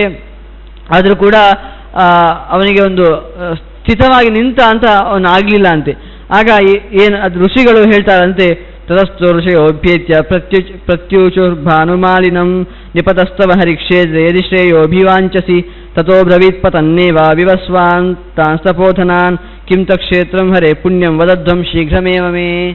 ಆಗ ಸೂರ್ಯ ಬೀಳ್ತಾ ಇದ್ದಾನಲ್ವಾ, ಎಲ್ಲಿ ಬೀಳಬೇಕು ಅನ್ನೋ ಗೊತ್ತಾಗ್ತಾ ಇಲ್ಲ. ಎಲ್ಲ ಕಡೆ ವಾಯು ಹೋಗುವ ಸ್ಥಳದಲ್ಲೇ ಬೀಳ್ತಾ ಇದ್ದಾನೆ, ಅವನಿಗೆ ಎಲ್ಲಿ ಬೀಳಬೇಕು ಗೊತ್ತಾಗ್ತಾ ಇಲ್ಲ. ಆಗ ಋಷಿಗಳು ಹೇಳ್ತಾರಂತೆ, ಎಲ್ಲಿ ಬೀಳಬೇಕು ಕೇಳಿದರೆ ಮುಖ್ಯ ಇದು ಹೇಳ್ತಾರೆ, ದೊಡ್ಡ ಒಳ್ಳೆಯ ವಿಷ್ಣು ಕ್ಷೇತ್ರದಲ್ಲಿ ಬೀಳು ಅಂತ ಹೇಳ್ತಾರಂತೆ. ವಿಷ್ಣುವಿನ ಭಕ್ತರೆಲ್ಲಿದ್ದಾರೋ, ವಿಷ್ಣುವಿನ ಸನ್ನಿಧಾನ ಎಲ್ಲಿ ತುಂಬ ಹೆಚ್ಚಿರ್ತದೋ ಅಂತಹ ಕ್ಷೇತ್ರದಲ್ಲಿ ಬಿದ್ದರೆ ನನಗೆ ಖಂಡಿತ ಒಳಿತಾಗ್ತದೆ ಅಂತ ಹೇಳಿ ಅವನು ಆ ರೀತಿಯಾಗಿ ವಿಷ್ಣುವಿನ ಕ್ಷೇತ್ರದಲ್ಲಿ ಬೀಳು ಅಂತ ಋಷಿಗಳು ಹೇಳಿದರೆ, ಅಂತಹ ಕ್ಷೇತ್ರ ಎಲ್ಲಿದೆ ಅಂತ ನೀವು ಹೇಳಬೇಕಲ್ವಾ ಕೇಳಿದರೆ ಆ ಋಷಿಗಳು ಹೇಳ್ತಾರಂತೆ, ತಮೋಚುರ್ಮುನೆಯ ಸೂರ್ಯಂ ಶೃಣುಕ್ಷೇತ್ರಂ ಮಹಾಫಲಂ ಸಾಂಪ್ರತಂ ವಾಸುದೇವಸ್ಯ ಭಾವಿತಚ್ಛಂಕರಸ್ಯ ಚ ಯೋಗಶಾಯನಮಾರಭ್ಯ ಯಾವತ್ ಕೇಶವದರ್ಶನಂ ಏತಕ್ಷೇತ್ರಂ ಹರೇ ಪುಣ್ಯಂ ನಾಮ್ನಾ ವಾರಾಣಸೀಪುರಿ. ಹೌದಾ, ನಿಮಗೆ ಆ ಕ್ಷೇತ್ರ ಯಾವುದು ಅಂತ ಹೇಳಬೇಕಾ? ಅಂತ ಕ್ಷೇತ್ರ ಯಾವುದು ಕೇಳಿದರೆ ಅಲ್ಲಿ ವಿಷ್ಣುವಿನ ಸನ್ನಿಧಾನವೂ ತುಂಬ ಇದೆ, ರುದ್ರನ ಸನ್ನಿಧಾನವೂ ತುಂಬ ಇದೆ. ಇಬ್ಬರದ್ದು ಕೂಡ ಅದು ಪುಣ್ಯವಾದ ಕ್ಷೇತ್ರ. ಯಾಕಂದರೆ ಇಬ್ಬರ ಸನ್ನಿಧಾನ ಅಲ್ಲಿರುವುದರಿಂದ. ಹಾಗಾಗಿ ಅಂತಹ ಕ್ಷೇತ್ರ ಯಾವುದು ಕೇಳಿದರೆ ಅದು ವಾರಾಣಸಿ ಅಂತ ಹೇಳ್ತಾರಂತೆ. ಆ ವಾರಾಣಸಿಗಿಂತ ಕ್ಷೇತ್ರ ಶ್ರೇಷ್ಠವಾದ ಕ್ಷೇತ್ರ ಇಲ್ಲ. ಹಾಗಾಗಿ ನೀನು ಅಲ್ಲಿ ಬೀಳು, ಆಗ ನಿನಗೆ ಖಂಡಿತ ಕ್ಷೇಮವಾಗ್ತದೆ ಅಂತ ಹೇಳ್ತಾರಂತೆ. ಆಗ ತಚ್ಚುತ್ವಾ ಭಗವಾನ್ ಭಾನುರ್ಭವನೇತ್ರ ಅಗ್ನಿತಾಪಿತ ವರ್ಣಾಯಸ್ತತೈವಾಸ್ಯಸ್ತವಂತರೇ ನಿಪಪಾತಃ. ಅದು ಅದಕ್ಕೆ ಹಿಂದೆ ಬಂದಿದ್ದು. ವಾರಾಣಸಿ ಅಂತ ಯಾಕೆ ಹೆಸರು ಕೇಳಿದರೆ ಅದರ ದಕ್ಷಿಣ ಪ್ರದೇಶದಲ್ಲಿ, ಅಂದರೆ ದಕ್ಷಿಣ ಬಲಭಾಗದಲ್ಲಿ ವರ್ಣ ಅಂತ ನದಿ ಹರಿತದೆ, ಅದರ ಎಡಭಾಗದಲ್ಲಿ ಅಸಿ ಅಂತ ನದಿ ಹರಿತದೆ. ಹಾಗಾಗಿ ಎರಡನ್ನು ಸೇರಿಸಿ ವಾರಾಣಸಿ ಅಂತ ಅದಕ್ಕೆ ಹೆಸರು ಕೊಟ್ಟಿರುವಂಥದ್ದು. ಹಾಗಾಗಿ ಅಂತಹ ವಾರಾಣಸಿ ಎನ್ನುವ ಕ್ಷೇತ್ರದಲ್ಲಿ ಅವನು ಬೀಳ್ತಾನಂತೆ. ತದಪ್ರದಶ್ಯತಿ ತನೋ ನಿಮಜ್ಜಸ್ಯ ಲುಲದ್ರವಿ ವರ್ಣಸ್ಯ ಸಮಭ್ಯೇತ್ಯ ನಿಮಜ್ಜತ ಯಥೇಚ್ಛಯ ಭೂಯೋಂಸಿ ವರ್ಣ ಭೂಯೋಪಿ ವರ್ಣಾಮಸಿಂ ಲುಲಸ್ತಿನೇತ್ರ ವನ್ಯಾರ್ಥೋ ಭ್ರಮತಲ ಚಕ್ರವತ್. ಆಗ ಅವನು ತುಂಬ ಅವನ ಶಿವನ ಒಂದು ಮೂರನೇ ಕಣ್ಣು ತೆರೆದಿದ್ದಕ್ಕೇನೆ ತುಂಬ ಬಿಸಿಯಾಗಿದ್ದಾನೆ. ಅವನೇ ಸೂರ್ಯನೇ ಜ್ವಲಿಸ್ತಾ ಇದ್ದಾನಂತೆ. ಇದರ ಮೂಲಕ ತಿಳಿಸುವಂಥದ್ದು ಅದೇ ಆ ಸೂರ್ಯನಿಗಿಂತ ಆ ಶಿವ ಎತ್ತರದ ಶಕ್ತಿ. ಹಾಗಾಗಿ ಅವನೇ ಸೂರ್ಯನ ಮೇಲೆ ಕ್ರುದ್ಧ ಆದ ಅಂತಾದರೆ ಆಗ ಆ ಸೂರ್ಯನಿಗೆ ಕೂಡ ಅವನು ಕೂಡ ಜ್ವಲನಕ್ಕೆ ಒಳಗಾಗ್ತಾನೆ. ಹಾಗಾಗಿ ಅವನೇ ಜ್ವಲಿಸುವವನೇ ಜ್ವಲನಕ್ಕೆ ಒಳಗಾಗ್ತಾನಂತೆ. ಅವನೇ ಸುಡ್ತಾನಂತೆ, ಸೂರ್ಯನೇ ಸುಡಲಿಕ್ಕೆ ಪ್ರಾರಂಭವಾಗ್ತಾನಂತೆ. ಆಗ ಆ ವಾರಾಣಸಿ ಎನ್ನುವ ನದಿಯಲ್ಲಿ ಸ್ನಾನ ಮಾಡಿದ್ರಿಂದ ಆ ಬೆಂಕಿ ಕಮ್ಮಿ ಆಗ್ತದಂತೆ. ಯಾಕಂದರೆ ಆ ವಾರಾಣಸಿಯಲ್ಲಿರುವಂತಹ ನದಿ ವಿಷ್ಣುವಿನ ಪಾದೋದಕ. ಆ ವಿಷ್ಣುವಿನ ಏನು ತ್ರಿವಿಕ್ರಮ ರೂಪದಲ್ಲಿ ತನ್ನ ಕಾಲಿನ ಒಂದು ಉಗುರಿನಿಂದ ಆ ನೀರನ್ನು ಸ್ಪರ್ಶ ಮಾಡಿದ್ರಿಂದ ಆ ನೀರು ತುಂಬ ಶುದ್ಧ, ತುಂಬ ಶ್ರೇಷ್ಠ. ನೇದೃಶಂ ಸ್ಥಳಮಲಂ ಶಮಲಗ್ಧಂ ನಾಸಿತೀರ್ಥ ಸಲಿಲಸ್ಯ ಸಮಂ ವಾಹ. ಈ ಬದ್ರಿ ಕ್ಷೇತ್ರಕ್ಕೆ ಸಮನಾದ ಕ್ಷೇತ್ರ ಇಲ್ಲ ಅಂತಾದರೆ ಗಂಗಾ ತೀರ್ಥಕ್ಕೆ ಸಮನಾದ ಇನ್ನೊಂದು ತೀರ್ಥ ಇಲ್ಲ ಅಂತ. ಯಾಕಂದರೆ ಅದು ವಿಷ್ಣುವಿನ ಪಾದೋದಕ, ಹಾಗಾಗಿ ಅತ್ಯುತ್ತಮವಾದ ತೀರ್ಥ ಅದು. ಹಾಗಾಗಿ ಅಂತಹ ತೀರ್ಥದಲ್ಲಿ ರುದ್ರನ ಬೆಂಕಿಗೆ ಒಳಗಾದರೂ ಕೂಡ ಸೂರ್ಯನಿಗೆ ಅಂತ ಆಗಲಿಲ್ಲ ಅಂತೆ. ಮತ್ತೆ ಅವನು ಜಲನವನ್ನು ಕಮ್ಮಿ ಮಾಡಿ ತನ್ನ ಯಥಾಸ್ಥಿತಿಗೆ ಮರಳ್ತಾನಂತೆ. ಇದು ವಿಷ್ಣು ಪಾದೋದಕದ ಮಹಿಮೆ, ಆ ತೀರ್ಥದ ಮಹಿಮೆ ಅಂತ ಇಲ್ಲಿ ಹೇಳ್ತಾರೆ.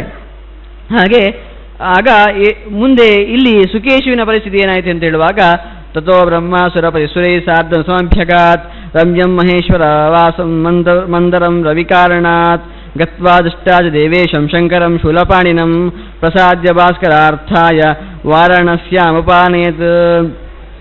ಆಗ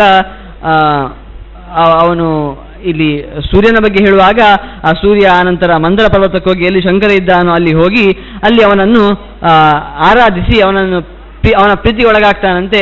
ಆಯ್ತು, ನಿನ್ನ ಭಕ್ತನಿಗೆ ನಾನಿನ್ನೇನು ಮಾಡುವುದಿಲ್ಲ ಅಂತ ಹೇಳಿ ಅವನನ್ನು ಸುಕೇಶಿ ಬಗ್ಗೆ ನಾನಿನ್ನೇನು ಮಾಡುವುದಿಲ್ಲ ಅಂತ ಹೇಳಿ ನಿನ್ನ ಭಕ್ತನಿಗೆ ನಾನು ಗೌರವವನ್ನು ಕೊಡ್ತೇನೆ ಅಂತ ಹೇಳಿ ಸುಮ್ಮನಾಗ್ತಾನಂತೆ. ಆಗ ತಥೋ ದಿವಾಕರಂ ಭೂಯ ಪಾಣಿನಾದಾಯ ಶಂಕರ ಕೃತ್ವಾ ನಾಮಸ್ಯ ಲೋಲೇದಿ ರಥಮಾರೋಪಯತ್ ಪುನಃ ಆರೋಪಿತೇ ದಿನಕರೇ ಬ್ರಹ್ಮಾಭ್ಯೇತಿ ಸುಕೇಶಿನಂ ಸಬಾಂಧವಂ ಸನಗರಂ ಪುನರಾರೋಪಯದ್ದಿವಿ. ಆನಂತರ ಬ್ರಹ್ಮ ಎಲ್ಲರೂ ದೇವತೆಗಳೆಲ್ಲ ಸೇರಿ ಸುಕೇಶಿ ಎಲ್ಲಿಂದ ಬಿದ್ದಿದ್ನೋ ಅವನನ್ನು ಪುನಃ ಅಲ್ಲಿಯೇ ನಿಲ್ಲಿಸ್ತಾರಂತೆ. ನಿನ್ನ ಸ್ಥಾನಕ್ಕೆ ನೀನು ಹೋಗು, ನೀನು ಎಷ್ಟು ದಿನ ಅಲ್ಲಿ ಇರಬೇಕಂತ ಇನ್ನು ಮುಗಿದಿಲ್ಲ, ನಿನ್ನ ಸಮಯ ಇನ್ನು ಮುಗ್ದಿಲ್ಲ, ಎಷ್ಟು ದಿನ ಇನ್ನು ಸ್ವಲ್ಪ ದಿನ ಅಲ್ಲೇ ಇರಲಿಕ್ಕೆ ನಿನಗೆ ಅವಕಾಶ ಇದೆ.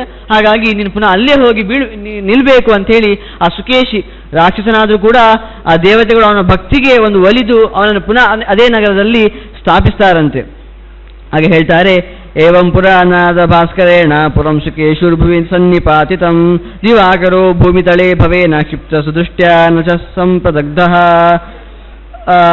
ಆಗ ಇದು ನಾರದರು ಸಂಕ್ಷೇಪವಾಗಿ ಕಥೆಯನ್ನು ಪುನಃ ಹೇಳ್ತಾರೆ. ಹೀಗೆ ನೀನು ಕೇಳಿದ್ದೆ ಅಲ್ವಾ, ಸುಕೇಶಿ ಯಾವುದೇ ರೀತಿಯಾಗಿ ಸೂರ್ಯನಿಂದ ಬಿದ್ದ, ಆ ಕಥೆಯನ್ನು ಸ್ವಲ್ಪ ನನಗೆ ವಿಸ್ತಾರವಾಗಿ ಹೇಳಿ ಅಂತ ಆ ಕಥೆಯನ್ನು ನನಗೆ ಹೇಳ್ತಾ ಇದ್ದೇನೆ. ಆ ಸುಕೇಶಿ ಈ ರೀತಿಯಾಗಿ ಆ ಭಾಸ್ಕರನಿಂದ ಬಿದ್ದಿದ್ದ. ಅವನು ಆ ಕ್ರೋಧ ದೃಷ್ಟಿಯನ್ನು ಬಿದ್ದರೂ ಕೂಡ ಆ ನಗರ ಏನು ಭಸ್ಮವಾಗಲಿಲ್ಲ ಅಂತ ಹೇಳ್ತಾರೆ. ಆರೋಪಿತೋ ಭೂಮಿತಲಾಧ್ವೇನ ಭೂಯೋಪಿ ಭಾನು ಪ್ರತಿಭಾಸನಾಯ ಸ್ವಯಂ ಭುವಾಚ ನಿಶಾಚರೇಂದ್ರ ತ್ವರೋಪಿತ ಕೇಸ ಪುರಸ್ಸ ಬಾಂಧು. ಈ ರೀತಿ ಬಿದ್ದಿದ್ರು ಕೂಡ ಪುನಃ ಎಲ್ಲ ಬ್ರಹ್ಮಾದಿಗಳೆಲ್ಲ ಸೇರಿ ಪುನಃ ಅವನನ್ನು ಅದೇ ನಗರದಲ್ಲಿ ಸ್ಥಾಪಿಸಿದ್ರು ಅಂತ ಈ ಕಥೆಯನ್ನು ಉಪಸಂಹಾರ ಮಾಡ್ತಾರೆ. ಆ ಸುಕೇಶುವಿನ ಒಂದು ಅದೇ ಹೇಳಿದ್ದಲ್ವ, ಒಂದು ಭಕ್ತಿಗೆ ಅದರದ್ದೇ ಆದ ಮಹತ್ವ ಇದೆ.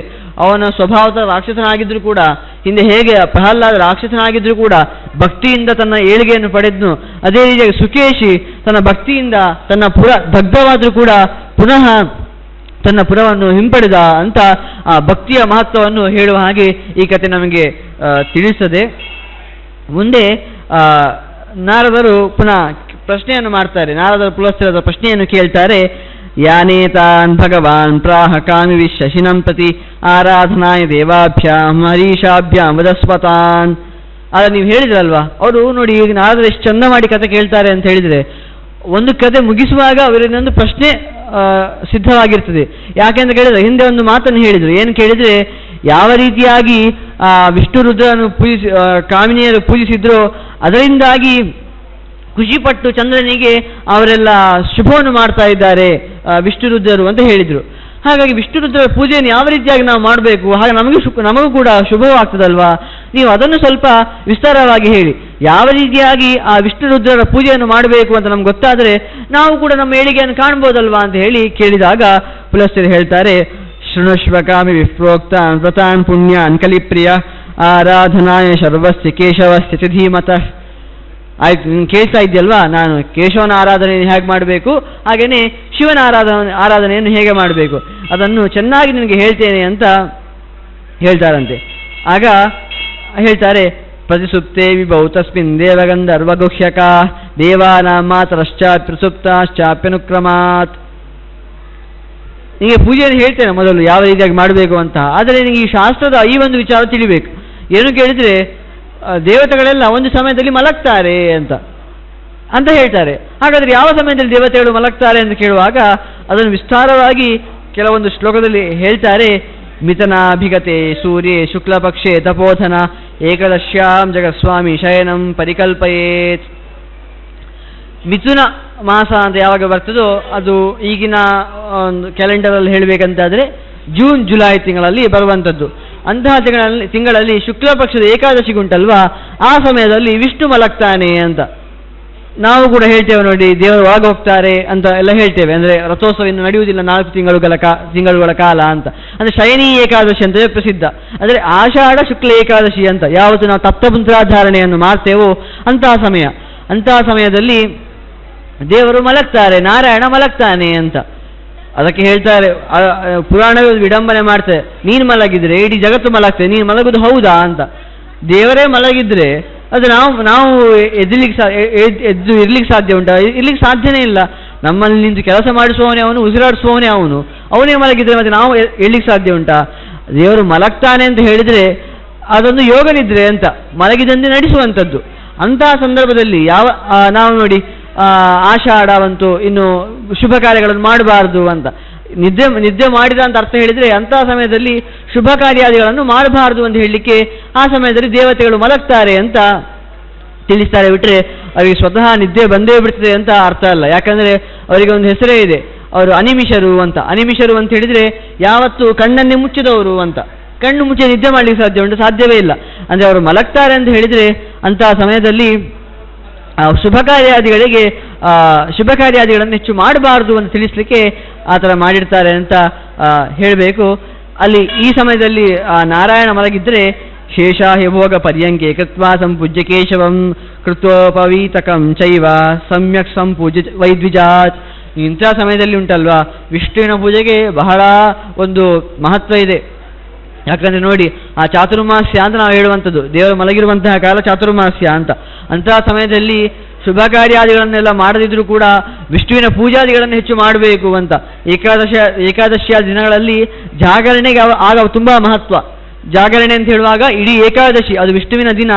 ಅಂತಹ ಸಮಯದಲ್ಲಿ ಅದು ಆ ಏಕಾದಶಿ ಪರಿಪೂರ್ಣ ರಾತ್ರಿಯೆಲ್ಲ ಕೂಡ ನಾವು ದೇವರ ಭಜನೆಯನ್ನು ಮಾಡಬೇಕು ಅಂತ.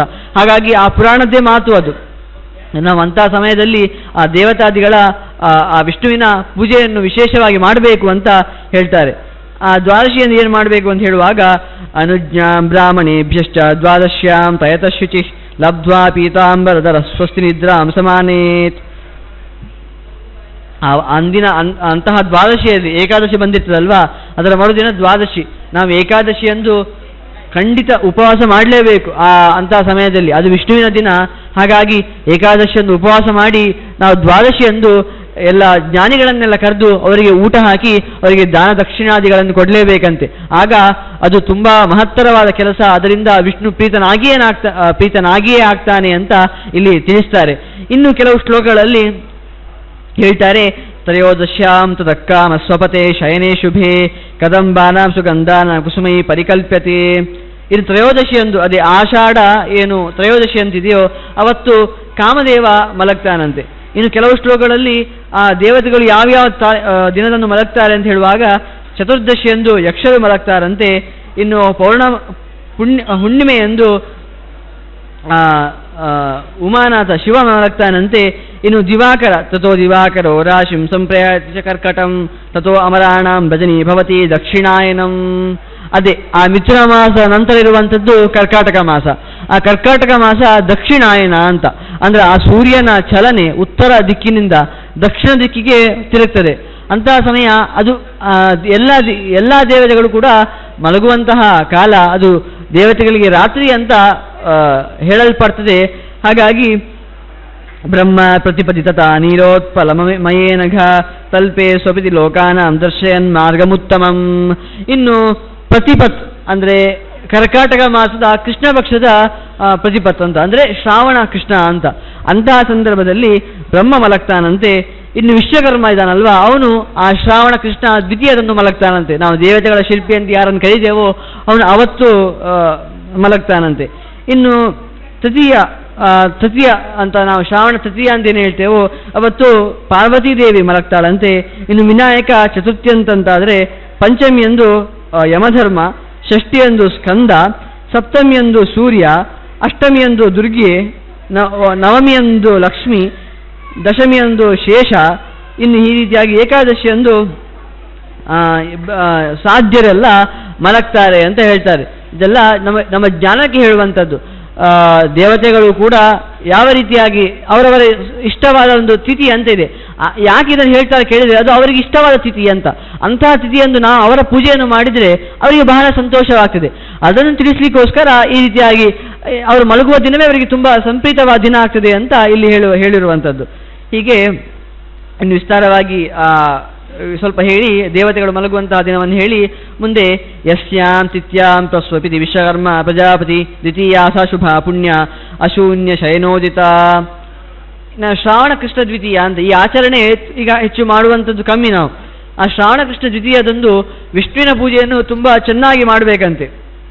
ಆಗ ಮಾಡಲಿಕ್ಕೆ ಯಾವ ರೀತಿಯಾಗಿ ಮಾಡಬೇಕು ಅಂತ ಅದಕ್ಕೆ ಶ್ಲೋಕವನ್ನು ಕೂಡ ಇಲ್ಲಿ ಹೇಳ್ತಾರೆ. ಅವತ್ತು ವಿಷ್ಣುವಿನ ಪೂಜೆಯನ್ನು ಮಾಡಿದರೆ ಸಕಲ ಇಷ್ಟಾರ್ಥಗಳು ಸಿದ್ಧಿಯಾಗುವಂಥದ್ದು ಅಂತ ಹೇಳ್ತಾರೆ. ಯಥಾಹಿ ಲಕ್ಷ್ಮ್ಯಾನ ವೀಜ್ಯಸೇ ತ್ವಂ ತ್ರಿವಿಕ್ರಮಾನಂತ ಜಗನ್ನಿವಾಸ ತಥಾ ಶೂನ್ಯಂ ಶಯನಂ ಸದೈವ ಅಸ್ಮಾಕಮೇವೇಹ ತವ ಪ್ರಸಾದಾತ್. ನಿನ್ನೋಡು ನಿನಗೆ ಯಾವತ್ತೂ ಕೂಡ ಜಗನ್ನಿವಾಸ, ಜಗತ್ತಿಗೆ ಆಶ್ರಯ ನೀನು. ಹಾಗೆ ತ್ರಿವಿಕ್ರಮ ಅಂತ ಹೇಳುವಾಗ 3 ಭೂಮಿ, ಸ್ವರ್ಗ, ಪಾತಾಳ, ಈ 3 ಲೋಕದಲ್ಲಿ ನೀನು ವ್ಯಾಪಿಸಿದ್ದಿ ತ್ರಿವಿಕ್ರಮ. ನೀನು ಅನಂತ, ನಿನ್ನ ಒಂದು ವ್ಯಾಪ್ತಿಗೆ ನೀನು ಇಲ್ಲೇ ಇದ್ದೀಯಂತಿಲ್ಲ, ಎಲ್ಲ ಕಡೆ ಇದ್ದಿ. ಅದು ಯಾವುದಾಗಲಿ ದೇಶತಃ ಕಾಲತಃ ಗುಣತಃ. ದೇಶದಿಂದಾಗಿಯಾ ಎಲ್ಲ ದೇಶದಲ್ಲಿದ್ದಿ. ಇನ್ನು ಕಾಲ ಹಿಂದೆ ಇದ್ದ, ಈ ಮುಂದೆ ಇರುವುದಿಲ್ಲ. ಎಲ್ಲ ಸಮಯದಲ್ಲಿ ಕೂಡ ನೀನಿರ್ತಿ. ಹಾಗೆಯೇ ಗುಣ, ನಿನಗೆ ಈ ಗುಣ ಮಾತ್ರ ಇರುವಂಥದ್ದು. ಅವನಿಗೆ ತಾಳ್ಮೆ ಸ್ವಲ್ಪ ಜಾಸ್ತಿ, ಸ್ವಲ್ಪ ಶಾಂತಿ ಸ್ವಲ್ಪ, ಅಂದರೆ ಬೇರೆ ಕ್ಷಮಾಗುಣ ಸ್ವಲ್ಪ ಕಮ್ಮಿ, ಆ ಥರ ಎಲ್ಲ ಇಲ್ಲ.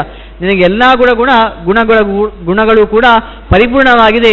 ಅಂತಹ ನಿನಗೆ ಯಾವ ರೀತಿಯಾಗಿ ಲಕ್ಷ್ಮಿಯ ವಿಯೋಗ ಯಾವಾಗಲೂ ಆಗುವುದಿಲ್ಲವೋ ಹಾಗೆಯೇ ನಮಗೆ ಕೂಡ ಯಾವಾಗಲೂ ನಮಗೆ ಕೂಡ ನಮ್ಮ ಪತ್ನಿಯರ ವಿಯೋಗ ಯಾವತ್ತೂ ಆಗಬಾರದು ಅಂತ ಹೇಳ್ತಾರೆ. ಯಥಾತ ಶೂನ್ಯಂ ತವ ದೇವತಲ್ಪಂ ಸಮಂ ಹಿ ಲಕ್ಷ್ಮ್ಯಾ ವರದಾಚ್ಯುತೇಶ ಸತ್ಯೇನ ತೇನ ಮಿತವೀರ್ಯ ವಿಷ್ಣು ಗಾರ್ಹಸ್ತ್ಯ ನಾಶೋ ಮಮನಾಸು ದೇವ. ನಿನ್ನ ತಲ್ಪ ಉಂಟಲ್ವಾ, ನಿನ್ನ ಶಯನ ಯಾವತ್ತು ಲಕ್ಷ್ಮಿಯಿಂದ ಹೀನ ಆಗುವುದಿಲ್ಲ. ಹಾಗೆ ನನ್ನ ಗೃಹಸ್ಥ ಧರ್ಮ ಕೂಡ ಯಾವತ್ತೂ ಹೀನವಾಗಬಾರ್ದು ಅಂತ. ಈಗ ನಾವು ವಿಚ್ಛೇದನಾದಿಗಳನ್ನು ತುಂಬ ನೋಡುವಂಥದ್ದು. ಅಂತಹ ವಿಚ್ಛೇದಗಳನ್ನು ತಪ್ಪಿಸಬೇಕಂತಾದರೆ ನಾವು ಖಂಡಿತ ಈ 2 ಶ್ಲೋಕವನ್ನು ದಿನಾ ಪಾರಾಯಣ ಮಾಡಬೇಕಂತ ಆಗುವಂಥದ್ದು. ನಮ್ಮ ಮತ್ತು ಒಂದು ದಂಪತಿಯರ ಜೀವನ ಸುಗಮವಾಗಿ ನಡಿಬೇಕಂತಾದರೆ ಈ ಪ್ರಾರ್ಥನೆಯನ್ನು ಮಾಡಬೇಕು. ಚೆನ್ನಾಗಿ 2 ಶ್ಲೋಕದಲ್ಲಿ ವಿಷ್ಣು ನಿನಗೆ ಯಾವತ್ತು ವಿಯೋಗ ಇಲ್ಲ ಲಕ್ಷ್ಮೀಂದ್ರಿಗೆ, ಹಾಗೆಯೇ ನನ್ನ ಗಾಹಸ್ಥ ಧರ್ಮ ಕೂಡ ಅದಕ್ಕೆ ಯಾವತ್ತು ಚ್ಯುತಿ ಬರಬಾರ್ದು, ವಿಯೋಗ ಬರಬಾರ್ದು ಅಂತ ಇಲ್ಲಿ ಕೇಳ್ತಾರೆ. ಆನಂತರ ಈ ರೀತಿಯಾಗಿ ತುಂಬ ವಿಧವಾಗಿ ಆ ಒಂದು ಪೂಜೆಯ ಮಹತ್ವವನ್ನು ಕೂಡ ಇಲ್ಲಿ ಹೇಳ್ತಾರೆ. ಆನಂತರ ಇನ್ನು ಇಷ್ಟ ಆಯಿತು. ಇನ್ನು ಇನ್ನೊಂದಿದೆ, ಉತ್ಥಾನ ದ್ವಾದಶಿ ಎಂದು ನಾವು ಕರೆಯುವಂಥದ್ದು. ಆಶ್ವಯುಜ ಶುದ್ಧ ಏಕಾದಶಿ, ಅದು ಪ್ರಬೋಧಿನಿ ಏಕಾದಶಿ ಅಂತಲೇ ಪ್ರಸಿದ್ಧ. ಅಂದು ವಿಷ್ಣು ಹೇಳ್ತಾನೆ ಅಂತ. ಅವತ್ತು ಕೂಡ ಬಹಳ ವಿಶೇಷವಾದ ದಿನ. ನಾವು ದೇವಸ್ಥಾನಾದಿಗಳಲ್ಲಿ ಅವತ್ತು ಜಾತ್ರೆ ಎಲ್ಲ ನಾವು ತುಂಬ ನೋಡುವಂಥದ್ದು. ಯಾಕೆ ಕೇಳಿದರೆ ಅದು ವಿಷ್ಣು ಸಂಬಂಧಿ ದೇವಸ್ಥಾನದಲ್ಲಿ. ಯಾಕೆ ಕೇಳಿದರೆ ಅದು ವಿಷ್ಣುವಿಗೆ ತುಂಬ ಪ್ರೀತವಾದ ದಿನ. ನೀವು ಅವತ್ತು ಆ ದೇವರ ಪೂಜೆಯನ್ನು ಮಾಡಲೇಬೇಕು ಅಂತ. ಅದಕ್ಕೆ ನಾವು ಒಂದು ತುಳಸಿ ಪೂಜೆ ಇತ್ಯಾದಿಗಳನ್ನೆಲ್ಲ ನೋಡ್ತೇವೆ. ಆದರೆ ಅದರ ಹಿನ್ನೆಲೆ ಈ ಪುರಾಣದಲ್ಲಿ ಬಂದಿದೆ. ಯಾಕೆ ನಾವು ಮಾಡಬೇಕು ಅಂತ ವಿಷ್ಣುವಿನ ಪೂಜೆಯನ್ನು ಕೇಳಿದರೆ ಹೇಳ್ತಾರೆ ಪುಲಸ್ತ್ಯರು, ಮಾಸಿಚ್ಚಾಶ್ವಯುಜೆ ಬ್ರಹ್ಮನ್ ಯದಾ ಪದ್ಮಂ ಜಗತ್ಪತೆ ನಾಭ್ಯಾ ನಿರ್ಯಾದಿ ತದಾ ದೇವೇಶ್ವಾತ್ ಅನ್ಯಥೋ ಭವನ್ ಅಂತ ಹೇಳ್ತಾರೆ. ಅಂದು ಆ ಆಶ್ವಯುಜ ಮಾಸ ಏಕಾದಶಿ ಅಂದು ಏನಿದೆ ಅವತ್ತು ಭಗವಂತ ತನ್ನ ಯೋಗನಿದ್ರೆಯಿಂದ ಹೇಳ್ತಾನೆ. ಆಗ ಏನು ಮಾಡಬೇಕು ಅಂತ ಹೇಳುವಾಗ, ಪುಷ್ಪೈ ಪತ್ರೈ ಫಲೈರ್ವಾಪಿ ಗಂಧವರ್ಣಮಸಾನ್ವಿತೈ ಔಷಧೀಭಿಶ್ಚ ಮುಖ್ಯಾಭಿರ್ಯಾವಸ್ಯ ಶರದಾಗಮಃ. ಅವತ್ತು ಶರತ್ ಕಾಲ ಬಂದಿರ್ತದಾಗಲ್ವಾ, ಆಗ ಬೇಕಾದಷ್ಟು ಪುಷ್ಪ ಫಲಾದಿಗಳಿರ್ತದೆ. ಅಂಥ ಪುಷ್ಪ ಫಲಾದಿಗಳಿಂದ ನೀವು ಭಗವಂತನ ಪೂಜೆಯನ್ನು ಮಾಡಲೇಬೇಕು. ಹಾಗೆಯೇ ಔಷಧಿಗಳಂತ ಏನಿರ್ತದೋ ನಾವು ದಿನನಿತ್ಯ ಬಳಕೆ ಮಾಡ್ತೇವೆ ಔಷಧಿಗಳನ್ನು. ಈಗ ಭಾರಿ ಕಷ್ಟ ಬಿಡಿ, ನಾವೀಗ ಅಲೋಪತಿಯಾದಿಗಳನ್ನೇ ಬಳಕೆ ಮಾಡುವಂಥದ್ದು. ಹಿಂದಿನ ಕಾಲದಲ್ಲಿ ಆಯುರ್ವೇದಗಳನ್ನೇ ಬಳಕೆ ಮಾಡ್ತಾ ಇದ್ರು, ಹಾಗಾಗಿ ಅವರಿಗೆ ಸುಲಭ. ಅದೆಲ್ಲ ಆ ಆಯುರ್ವೇದದಿಂದ ನಾವು ಏನು ಔಷಧಿಯನ್ನು ಬಳಕೆ ಮಾಡ್ತೇವೋ, ಈಗಲೂ ಅಲೋಪತಿಯನ್ನು ಮಾಡುವುದರಲ್ಲೂ ತಪ್ಪಿಲ್ಲ, ಅದರಲ್ಲೇ ಧನ್ವಂತರಿದ್ದಾನೆ ಅಂತ ಅಂದ್ಕೊಂಡು ಅಂತಹ ಔಷಧಿಗಳನ್ನು ಕೂಡ ಭಗವಂತನಿಗೆ ಸಮರ್ಪಿಸಿ ಸ್ವೀಕಾರ ಮಾಡಬೇಕು ಅಂತ ಹೇಳ್ತಾರೆ. ಇನ್ನು ಘೃತಂ ತಿಲ ಬ್ರೀಹ್ಯವ ಹಿರಣ್ಯ ಕನಕಾದಿಯತ್ ಮಣಿಮುಕ್ತ ಪ್ರವಾಲಾನಿ ವಸ್ತ್ರಾಣಿ ವಿವಿಧಾನಿ ಚ. ಇನ್ನು ಘೃತ, ತಿಲ, ಏನು ತುಪ್ಪ, ತಿಲ, ಎಳ್ಳು ಇವುಗಳಿಂದೆಲ್ಲ ಹಾಗೆಯೇ ಸುವರ್ಣಾದಿಗಳನ್ನು ಅವಶ್ಯವಾಗಿ ಭಗವಂತನಿಗೆ ಸಮರ್ಪಣೆ ಮಾಡಲೇಬೇಕು. ನಿಮ್ಮಲ್ಲಿ ಏನಿದೆಯೋ ಅದನ್ನು ಸಮರ್ಪಣೆ ಮಾಡಿ, ಮತ್ತೇನಿಲ್ಲ. ಭಗವಂತ ಹೇಳ್ತಾನಲ್ವಾ, ಪತ್ರಂ ಪುಷ್ಪಂ ಫಲಂ ತೋಯಂ ಯೋಮೇ ಭಕ್ತ್ಯಾ ಪ್ರಯಚ್ಛತಿ ತದಹಂ ಭಕ್ತ್ಯುಪರತಂ ಅಷ್ಟಾಮಿ ಪ್ರಯತಾತ್ಮನಃ. ನಿನ್ನಲ್ಲಿ ಏನುಂಟು, ಪತ್ರ ಪುಷ್ಪ ಫಲಂ ತೋಯ. ನಿನ್ನಲ್ಲಿ ಈಗ ಸಂಪತ್ತು ಕಮ್ಮಿ ಇದೆ, ನೀನು ತುಂಬ ಮಾಡಬೇಕಂದ್ರೆ ನಾನೇನು ಕೇಳುವುದಿಲ್ಲ. ನಿನ್ನಲ್ಲಿ ಎಷ್ಟು ಉಂಟಾ ಅಷ್ಟು ಮಾಡು, ಭಕ್ತಿಯಿಂದ ಮಾಡು, ಅಷ್ಟು ಸಾಕು. ಅದನ್ನು ನನಗೆ ಸಮರ್ಪಣೆ ಮಾಡಿದರೆ ನಾನು ಸಂತೋಷನಾಗಿ ಆಗ್ತೇನೆ ಅಂತ ಭಗವಂತ ಭಗವದ್ಗೀತೆಯಲ್ಲಿ ಹೇಳಿದ ಹಾಗೆ ಇಲ್ಲಿ ಹೇಳ್ತಾರೆ. ನಿನ್ನಲ್ಲಿ ಏನಿದೆಯೋ ಅದನ್ನು ಭಕ್ತಿಯಿಂದ ಮಾಡು ಸಾಕು ಅಂತ ಹೇಳ್ತಾರೆ. ಆನಂತರ ಕೆಲವು ಶ್ಲೋಕಗಳಲ್ಲಿ ಇದನ್ನು ನಾವು ಆ ಸಂದರ್ಭದಲ್ಲಿ ಬಹಳ ಪ್ರೀತಿಕರವಾದ ಮಂತ್ರಗಳ ಸಾಲು. ಇದನ್ನು ಅಂತಹ ಸಂದರ್ಭದಲ್ಲಿ ಯಾವಾಗ ವಿಷ್ಣುವಿನ ಏಕಾದಶಿ, ಆ ಆಶ್ವಯುಜ ಏಕಾದಶಿಯ ಸಂದರ್ಭದಲ್ಲಿ ಪೂಜೆ ಮಾಡುವಾಗ ನಾವು ಈ ಮಂತ್ರವನ್ನು ಹೇಳಲೇಬೇಕು ಅಂತ ಹೇಳ್ತಾರೆ. ನಮೋಸ್ತುತೆ ಪದ್ಮನಾಭ ಪದ್ಮಾಧವ ಮಹಾದ್ಯುತೆ ಧರ್ಮಾರ್ಥ ಕಾಮ ಮೋಕ್ಷಾಣಿ ತ್ವಕಂಠಾನಿ ಭವಂತು ಮೇ. ಹೇ ಪದ್ಮನಾಭ, ನಿನ್ನ ನಾಭಿಯಲ್ಲುಂಟಲ್ವಾ ಪದ್ಮ ಇದೆ, ಅದು ಇಡೀ ಜಗತ್ತಿನ ಸೃಷ್ಟಿಗೆ ಮೂಲ. ಆ ಪದ್ಮದಿಂದ ಬ್ರಹ್ಮ ಹುಡ್ತಾನೆ, ಆ ಬ್ರಹ್ಮನಿಂದಲೇ ಇಡೀ ಜಗತ್ತು ಹುಟ್ಟುವಂಥದ್ದು. ಹಾಗಾಗಿ ಹೇ ಪದ್ಮನಾಭ, ನಿನ್ನ ಏನು ನಾಭಿ ಇದೆ, ಆ ನಾಭಿ ಕಮಲ ಉಂಟಲ್ವಾ, ಇಡೀ ಜಗತ್ತಿಗೆ ಒಂದು ಸೃಷ್ಟಿಗೆ ಮೂಲ ಅಂತ ಹೇಳ್ತಾ, ಪದ್ಮಾಧವ, ಪದ್ಮ ಅಂತ ಹೇಳಿದರೆ ಲಕ್ಷ್ಮೀದೇವಿ, ಆ ಲಕ್ಷ್ಮಿಗೆ ಗಂಡನಾದವನೇ, ಮಹಾದ್ಯುತೆ ಒಳ್ಳೆಯ ಕಾಂತಿರುವವನೇ, ನಿನ್ನನ್ನು ಪ್ರಾರ್ಥನೆ ಮಾಡ್ತೀನಿ. ಯಾಕೆ ಗೊತ್ತುಂಟಾ, ನಿನ್ನನ್ನು ಪ್ರಾರ್ಥನೆ ಮಾಡಿದರೆ ನಮಗೆ ಧರ್ಮ, ಅರ್ಥ, ಕಾಮ, ಮೋಕ್ಷ ಎಲ್ಲವೂ ಸಿದ್ಧಿ ಆಗ್ತದೆ. ನಾವು ಒಳ್ಳೆಯ ಧರ್ಮದಲ್ಲಿ ಇರ್ತೇವೆ, ಹಾಗೆಯೇ ಒಳ್ಳೆಯ ಸಂಪತ್ತು ನಮಗೆ ವೃದ್ಧಿ ಆಗ್ತದೆ. ಸಂಪತ್ತಿನಲ್ಲಿ ಒಳ್ಳೆಯದು ಕೆಟ್ಟದೆ ಅಂತ ಕೇಳಿದರೆ, ಅದು ಒಳ್ಳೆಯ ಸಂಪತ್ತು ಆಗದೇ ಹೋದರೆ ಉಂಟಲ್ವಾ, ಅದು ಬೇಡದಿದ್ದ ಕಾರ್ಯಕ್ಕೆ ಅದು ಖರ್ಚಾಗ್ತದೆ. ಒಂದು ನಾವು ವಿತರವಾದ ಬೇಡದ ಒಂದು ಪದಾರ್ಥಗಳನ್ನು ತಗೊಳ್ಳಿಕ್ಕೆ ನಾವು ಅದನ್ನು ಬಳಕೆ ಮಾಡ್ತೇವೆ. ಅಂತಹ ಸಂಪತ್ತು ನಮಗೆ ಬರಬಾರ್ದಂತಾದರೆ ನಾವು ಭಗವಂತನಲ್ಲಿಯೇ ಧ್ಯಾನ ಮಾಡಬೇಕು. ಅಂತಹ ನಿನ್ನ ಧ್ಯಾನದಿಂದ ನಮಗೆ ಒಳ್ಳೆಯ ಸಂಪತ್ತು ದೊರಕ್ತದೆ. ಇನ್ನು ಕಾಮ ಅಂತ ಹೇಳುವಾಗ ಒಳ್ಳೆಯ ಕಾಮ ಇರಲೇಬೇಕು. ಎಂತಹ ಕಾಮ ಕೇಳಿದರೆ ಭಗವಂತನ ಒಂದು ಒಳ್ಳೆಯ ಒಂದು ಸತ್ಕರ್ಮವನ್ನು ಮಾಡುವಂತಹ ಕಾಮ, ಅಂದರೆ ನಾನಿಷ್ಟು ಜನರಿಗೆ ಒಳ್ಳೇದು ಮಾಡಬೇಕು, ಇದು ಕೂಡ ಒಂದು ಕಾಮನೆ. ಅಂತಹ ಒಳ್ಳೆಯ ಕಾಮ ಸಿದ್ಧಿಯಾಗಬೇಕಾದ್ರೂ ಕೂಡ ನಿನ್ನ ಅನುಗ್ರಹ ಬೇಕು. ಕೆಟ್ಟ ಕಾಮಗಳು ಇರ್ತವೆ, ಅದು ನಾಶ ಆಗಬೇಕಾದ್ರೂ ಕೂಡ ನಿನ್ನ ಅನುಗ್ರಹ ಬೇಕು. ಇನ್ನು ಮೋಕ್ಷ, ಆ ಮೋಕ್ಷ ಎನ್ನುವಂಥದ್ದು ಈ ಸಂಸಾರ ಬಂಧನದಿಂದಲೇ ಒದ್ದೋಡಿಸುವಂಥದ್ದು. ಅಂತಹ ಮೋಕ್ಷ ಸ್ಥಿತಿಯನ್ನು ಕೂಡ ನೀನು ಕೊಡುವಂಥವನು. ಹಾಗಾಗಿ ನಿನ್ನ ಪ್ರಾರ್ಥನೆಯನ್ನು ನಾನು ಮಾಡ್ತೇನೆ ಅಂತ ಹೇಳ್ತಾರೆ. ವಿಕಸಿತ ಪದ್ಮಪತ್ರಾಕ್ಷ ಯಥೋ ಕಂಡೋಸಿ ಸರ್ವತಃ ತೇನ ಸತ್ಯೇನ ಧರ್ಮಾದ್ಯ ಅಖಂಡ ಸಂತು ಕೇಶವ ಏವಂ ಸವಸ್ತರಂ ಪೂರ್ಣಂ ಸೋಪವಾಸೋ ಜಿತೇಂದ್ರಿಯ ಅಖಂಡಂ ಪಾರೇ ಬ್ರಹ್ಮಂ ವ್ರತಂ ತ್ವಯಿ ಸರ್ವವಸ್ತುಷು. ನೋಡು, ನಾನು ಇಷ್ಟು ಪ್ರತಿ ಏಕಾದಶಿಯಂದು ಈ ವ್ರತವನ್ನು ಮಾಡಿದ್ದೇನೆ. ಏನು ಕೇಳಿದರೆ, ಒಂದು ವರ್ಷದಲ್ಲಿ 30 ಏಕಾದಶಿಗಳು ಬರ್ತವೆ. ಅಂತಹ 30 ಏಕಾದಶಿಯನ್ನು ಕೂಡ ನಾನು ಮಾಡಿದ್ದೇನೆ. ಆ ಏಕಾದಶಿ ಅನ್ನುವಂಥದ್ದು ನಿನಗೆ ಬಹಳ ಪ್ರೀತಿಯಾದಂತ ನಂಗೆ ಗೊತ್ತುಂಟು. ಅಜ್ಞಾನ ತಿಮಿರಧ್ವಂಸಿನ್ ವ್ರತೇ ನಾನೇನ ಕೇಶವ ಪ್ರಸೀದ ಸುಮುಖೋನಾಥ ಜ್ಞಾನದೃಷ್ಟಿ ಪ್ರದೋಭವ ಅಂತಲೇ ಹೇಳುವಂಥದ್ದು. ಈ ಏಕಾದಶಿಯಾದಿಗಳನ್ನು ಮಾಡುವುದರಿಂದ ನಮ್ಮ ಎಲ್ಲ ಏನು ಅಜ್ಞಾನಗಳಿದೆಯೋ ಅದೆಲ್ಲ ನಾಶ ಆಗ್ತದೆ. ಇದರಿಂದ ನೀನು ತುಂಬ ಪ್ರೀತನಾಗಿ ನನಗೆ ಏನೆಲ್ಲ ಅಭೀಷ್ಟಗಳಂತಿದೆಯೋ ಅದೆಲ್ಲ ನನಗೆ ತರ್ತಿ ಅಂತ ಇನ್ನೊಂದು ಕಡೆಯಲ್ಲಿ ಪುರಾಣದಲ್ಲಿ ಬರ್ತದೆ. ಹಾಗಾಗಿ ಇಷ್ಟು ದಿನಗಳ ಕಾಲ ನಾನು ಏಕಾದಶಿಯಾದಿ ವ್ರತಗಳನ್ನು ಮಾಡಿದ್ದೇನೆ. ಇನ್ನು ಮುಂದಿನ ವರ್ಷ ಅಂದರೆ ಈ ದಿನದಿಂದ ಇನ್ನು ಮುಂದಿನ ಈ ಆಶ್ವೇಜ ಶುಕ್ಲ ಏಕಾದಶಿಯವರೆಗೆ ಆವಾಗ ಕೂಡ ಒಂದು 30 ಏಕಾದಶಿ ಬರ್ತದೆ. ಅಂತಹ ಸಂದರ್ಭದಲ್ಲಿ ಕೂಡ ಆ ವ್ರತವನ್ನು ಕೂಡ ನನ್ನಲ್ಲಿ ಮಾಡಿಸು ಅಂತ ದೇವರಲ್ಲಿಯೇ ಕೇಳಿಕೊಳ್ಳುವಂತಹ ಸ್ತುತಿ ಇನ್ನು ಹೇಳ್ತಾರೆ. ಇಲ್ಲಿ ವಿಶೇಷವಾಗಿ ಆ ಒಂದು ಭಗವಂತನ ಆಯುಧಗಳ ಬಗ್ಗೆ ಪ್ರಾರ್ಥನೆ ಮಾಡ್ತಾರೆ. ಅಂದರೆ ಭಗವಂತನ ಆಯುಧಗಳು ನಮ್ಮನ್ನು ಯಾವಾಗಲೂ ರಕ್ಷಿಸಲಿ ಅಂತ ಹೇಳ್ತಾರೆ. ಯಾವ ರೀತಿಯಾಗಿ ಅಂತ ಕೇಳಿದರೆ, ನಮೋ ನಮಸ್ತೆ ಗೋವಿಂದ ಚಕ್ರಂ ಗೃಹ್ಯ ಸುದರ್ಶನಂ ಪ್ರಾಚ್ಯಾಂ ರಕ್ಷಸ್ವ ಮಾಂ ವಿಷ್ಣು ತ್ವಾಮಹಂ ಶರಣಂ ಗತಃ. ನಮೋ ನಮಸ್ತೆ ಗೋವಿಂದ ಅಂತ, ನಮಃ ನಮಃ ಅಂತ ಇದೇನು 2 ಸಲ ನಮಃ ನಮಃ ಹೇಳುವುದಂತ ಹೇಳಿದರೆ, ನಮಃ ಶಬ್ದಕ್ಕೆ ಅರ್ಥನೆಗೆ ನಾವು ನಮಸ್ಕಾರ ಅಂತ ಹೇಳ್ತೇವೆ. ನಮಸ್ಕಾರ ಅಂತ ಹೇಳುವಾಗ ಮಮನ ಅಂತ ಅರ್ಥ, ಅಂದರೆ ನನ್ನದೇನಿಲ್ಲ ಅಂತ. ಭಗವಂತನಲ್ಲಿ ಶರಣಾಗತಿ ಅಂದರೆ ಮಮ ಅಂತೇಳಿ ನನ್ನದು ಅಂತ. ನೋಡಿ, ನಾವು ಹೇಳ್ತೇವೆ ನಾನು ಮಾಡಿದೆ ಅಂತ. ನಿಜವಾಗಿ ಅಂದ್ಕೊಂಡ್ರೆ ಕೆಲವು ಬಾರಿ ನಾವು ಮಾಡಬಾರ್ದು ಅಂತ ಅಂದ್ಕೊಂಡ್ರೂ ಕೂಡ ನಾವು ಕೆಲವು ಬಾರಿ ಮಾಡಿಬಿಡ್ತೇವೆ. ಅದು ನಮ್ಮ ತಲೆಗೆ ಬರದೆ ನಾವು ಮಾಡಿಬಿಡ್ತೇವೆ. ಹಾಗಾಗಿ ನಾವು ಏನು ಕಾರ್ಯ ಮಾಡಿದರೂ ಕೂಡ ಆ ಭಗವಂತದು ನೀನು ಮಾಡ್ತಿದೆ ಅಂತ ತಿಳ್ಕೊಂಡು ನಮ್ಮಮ್ಮ ನೋಡು, ಕೆಲವು ಬಾರಿ ನನ್ನ ರಕ್ಷಣೆ ನಾನು ಮಾಡ್ತೇನೆ ಅಂತ ನಾವು ಅಂದ್ಕೊಳ್ತೇವೆ. ಹೌದು, ನಾವು ನಮ್ಮ ರಕ್ಷಣೆ ಮಾಡ್ಕೊಳ್ತೇವೆ. ಆದರೆ ಯಾವಾಗಲೂ ಮಾಡ್ಕೊಳ್ತೇವಾ? ಒಂದು ರಸ್ತೆಯಲ್ಲಿ ಹೋಗುವಾಗ ನಾವು ನಮ್ಮ ರಕ್ಷಣೆ ಮಾಡ್ಕೊಳ್ತಾ ಇರ್ತೇವೆ. ಆಚೆ ಕಡೆಯಿಂದ ಒಬ್ಬ ಬಂದು ಗುದ್ದಿದ್ರೆ ನಮ್ಮ ಪರಿಸ್ಥಿತಿ ಏನು? ನಮ್ಮ ರಕ್ಷಣೆ ನಾವು ಮಾಡ್ಲಿಕ್ಕೆ ಸಾಧ್ಯ ಇಲ್ಲ. ಹಾಗಾಗಿ ಆ ರಕ್ಷಣೆಯನ್ನು ನೀನೇ ಮಾಡಿಸಬೇಕು ಅಂತ ಅವನಲ್ಲಿ ನಾವು ಒಂದು ಸರೆಂಡರ್ನೆಸ್ ಅಂತ ಏನು ಹೇಳ್ತೇವೋ ಅದನ್ನು ಹೇಳಲಿಕ್ಕೋಸ್ಕರ ನಮಃ ಶಬ್ದವನ್ನು ಶಾಸ್ತ್ರಕಾರರು ಯಾವಾಗಲೂ ಬಳಕೆ ಮಾಡುವಂಥದ್ದು. ಹಾಗಾಗಿ ನಮಸ್ತೆ ನಮಸ್ತೆ ಅಂತ 2 ಬಾರಿ ಹೇಳ್ತಾರೆ ಇಲ್ಲಿ. ನಿನ್ನ ಸುದರ್ಶನ ಚಕ್ರ ಉಂಟಲ್ವಾ, ಯಾವಾಗಲೂ ನಿನ್ನಲ್ಲಿ ಇರ್ತದೆ ಅಂತ. ಸುದರ್ಶನ ಚಕ್ರ ನನ್ನನ್ನು ಪ್ರಾಚ್ಯಾಂ ಅಂದರೆ ಪೂರ್ವ ದಿಕ್ಕಿನಲ್ಲಿ ನನ್ನನ್ನು ರಕ್ಷಿಸಲಿ. ನಾನು ಹೋಗುವಾಗೆಲ್ಲ ಆ ಪೂರ್ವ ದಿಕ್ಕಿನಲ್ಲಿ ನಿನ್ನ ಸುದರ್ಶನ ಚಕ್ರ ನನ್ನನ್ನು ರಕ್ಷಿಸಬೇಕು ಅಂತ ಕೇಳ್ತಾರೆ. ಇನ್ನು ಗದಾಂ ಕೌಮೋದಿಕೀಂ ಗೃಹ್ಯ ಪದ್ಮನಾಭ ಮಿತದ್ಯುತೆ ಯಾಂ ರಕ್ಷಸ್ವ ಮಾಂ ವಿಷ್ಣು ತ್ವಾಮಹಂ ಶರಣಂ ಗತಃ. ಇನ್ನು ದಕ್ಷಿಣ ದಿಕ್ಕಿನಲ್ಲಿ ನಿನ್ನ ಕೌಮೋದಕಿ ಅಂತ ಗದೆ ಉಂಟಲ್ವಾ, ಅದು ನನ್ನನ್ನು ರಕ್ಷಣೆ ಮಾಡಬೇಕು ಅಂತ ಕೇಳ್ತಾರೆ. ಆ ಭಗವಂತನ ಆಯುಧಗಳ ಹೆಸರು ಕೂಡ ನಮಗೆ ಇಲ್ಲಿ ತುಂಬ ವಿಸ್ತಾರವಾಗಿ ತಿಳಿಬಹುದು. ಆ ಸುದರ್ಶನ ಚಕ್ರದ ಹೆಸರಂತಾದರೆ ಕೌಮೋದಕಿ ಅವನ ಗದೆ ಹೆಸರು. ಇನ್ನು ಹಲಮಾದಾಯ ಸೌನಂದಂ ನಮಸ್ತೆ ಪುರುಷೋತ್ತಮ ಪ್ರತೀಚ್ಛಾಂ ರಕ್ಷಮೇ ವಿಷ್ಣು ಭವಂತಂ ಶರಣಂ ಗತಃ. ಇನ್ನು ಪ್ರತೀಚಿ ಅಂತ ಹೇಳಿದರೆ ಪಶ್ಚಿಮ ದಿಕ್ಕು.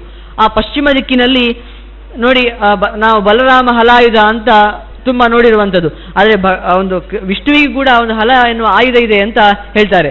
ಹಲ ಅಂತ ಹೇಳಿದ್ರೆ ನೇಗಿಲು. ಆ ನೇಗಿಲು ಯಾವುದು, ಆ ಆಯುಧ ಯಾವುದು ಅದರ ಹೆಸರು ಯಾವುದು ಕೇಳಿದರೆ ಸೌನಂದ ಅಂತ ಹೇಳ್ತಾರೆ. ಆ ಭಗವಂತನ ನೇಗಿಲಿನ ಹೆಸರು ಸೌನಂದ ಅಂತ. ಮುಸಲಂ ಶಾತನಂ ಗೃಹ್ಯ ಪುಂಡರೀಕ ಅಕ್ಷರಕ್ಷಮಾಂ ಉತ್ತರಸ್ಯಾಂ ಜಗನ್ನಾಥ ಭವಂತಂ ಶರಣಂ ಗತಃ.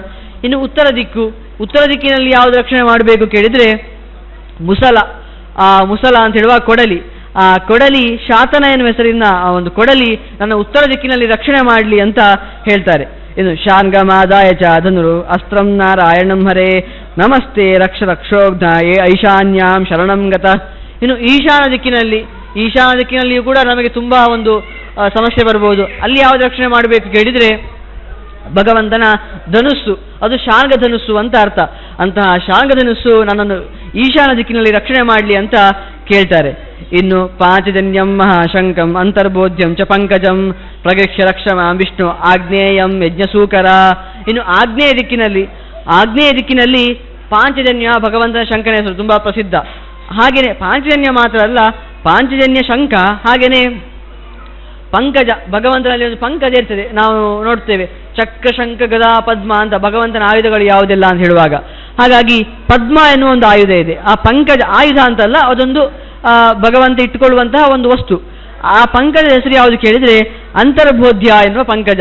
ಅಂತಹ ಅಂತರ್ಬೋಧ್ಯ ಎನ್ನುವ ಪಂಕಜ, ಹಾಗೆಯೇ ಪಾಂಚಜನ್ಯ ಶಂಕ ನನ್ನನ್ನು ಆಗ್ನೇಯ ದಿಕ್ಕಿನಲ್ಲಿ ರಕ್ಷಿಸಲಿ ಅಂತ ಹೇಳ್ತಾರೆ.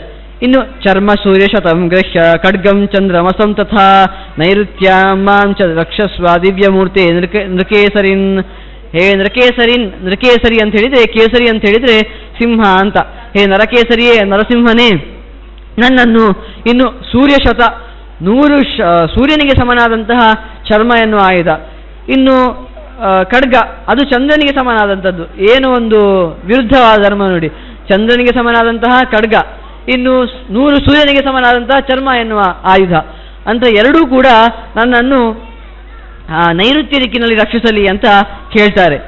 ಹಾಗೆಯೇ ವೈಜಯಂತೀಂ ಪ್ರಗೃಹ್ಯ ತ್ವಂ ಶ್ರೀವತ್ಸಂ ಕಂಠಭೂಷಣಂ ವಾಯವ್ಯಾಂ ರಕ್ಷಮಾಂ ದೇವ ಅಶ್ವಶೀರ್ಷ ನಮೋಸ್ತುತೆ.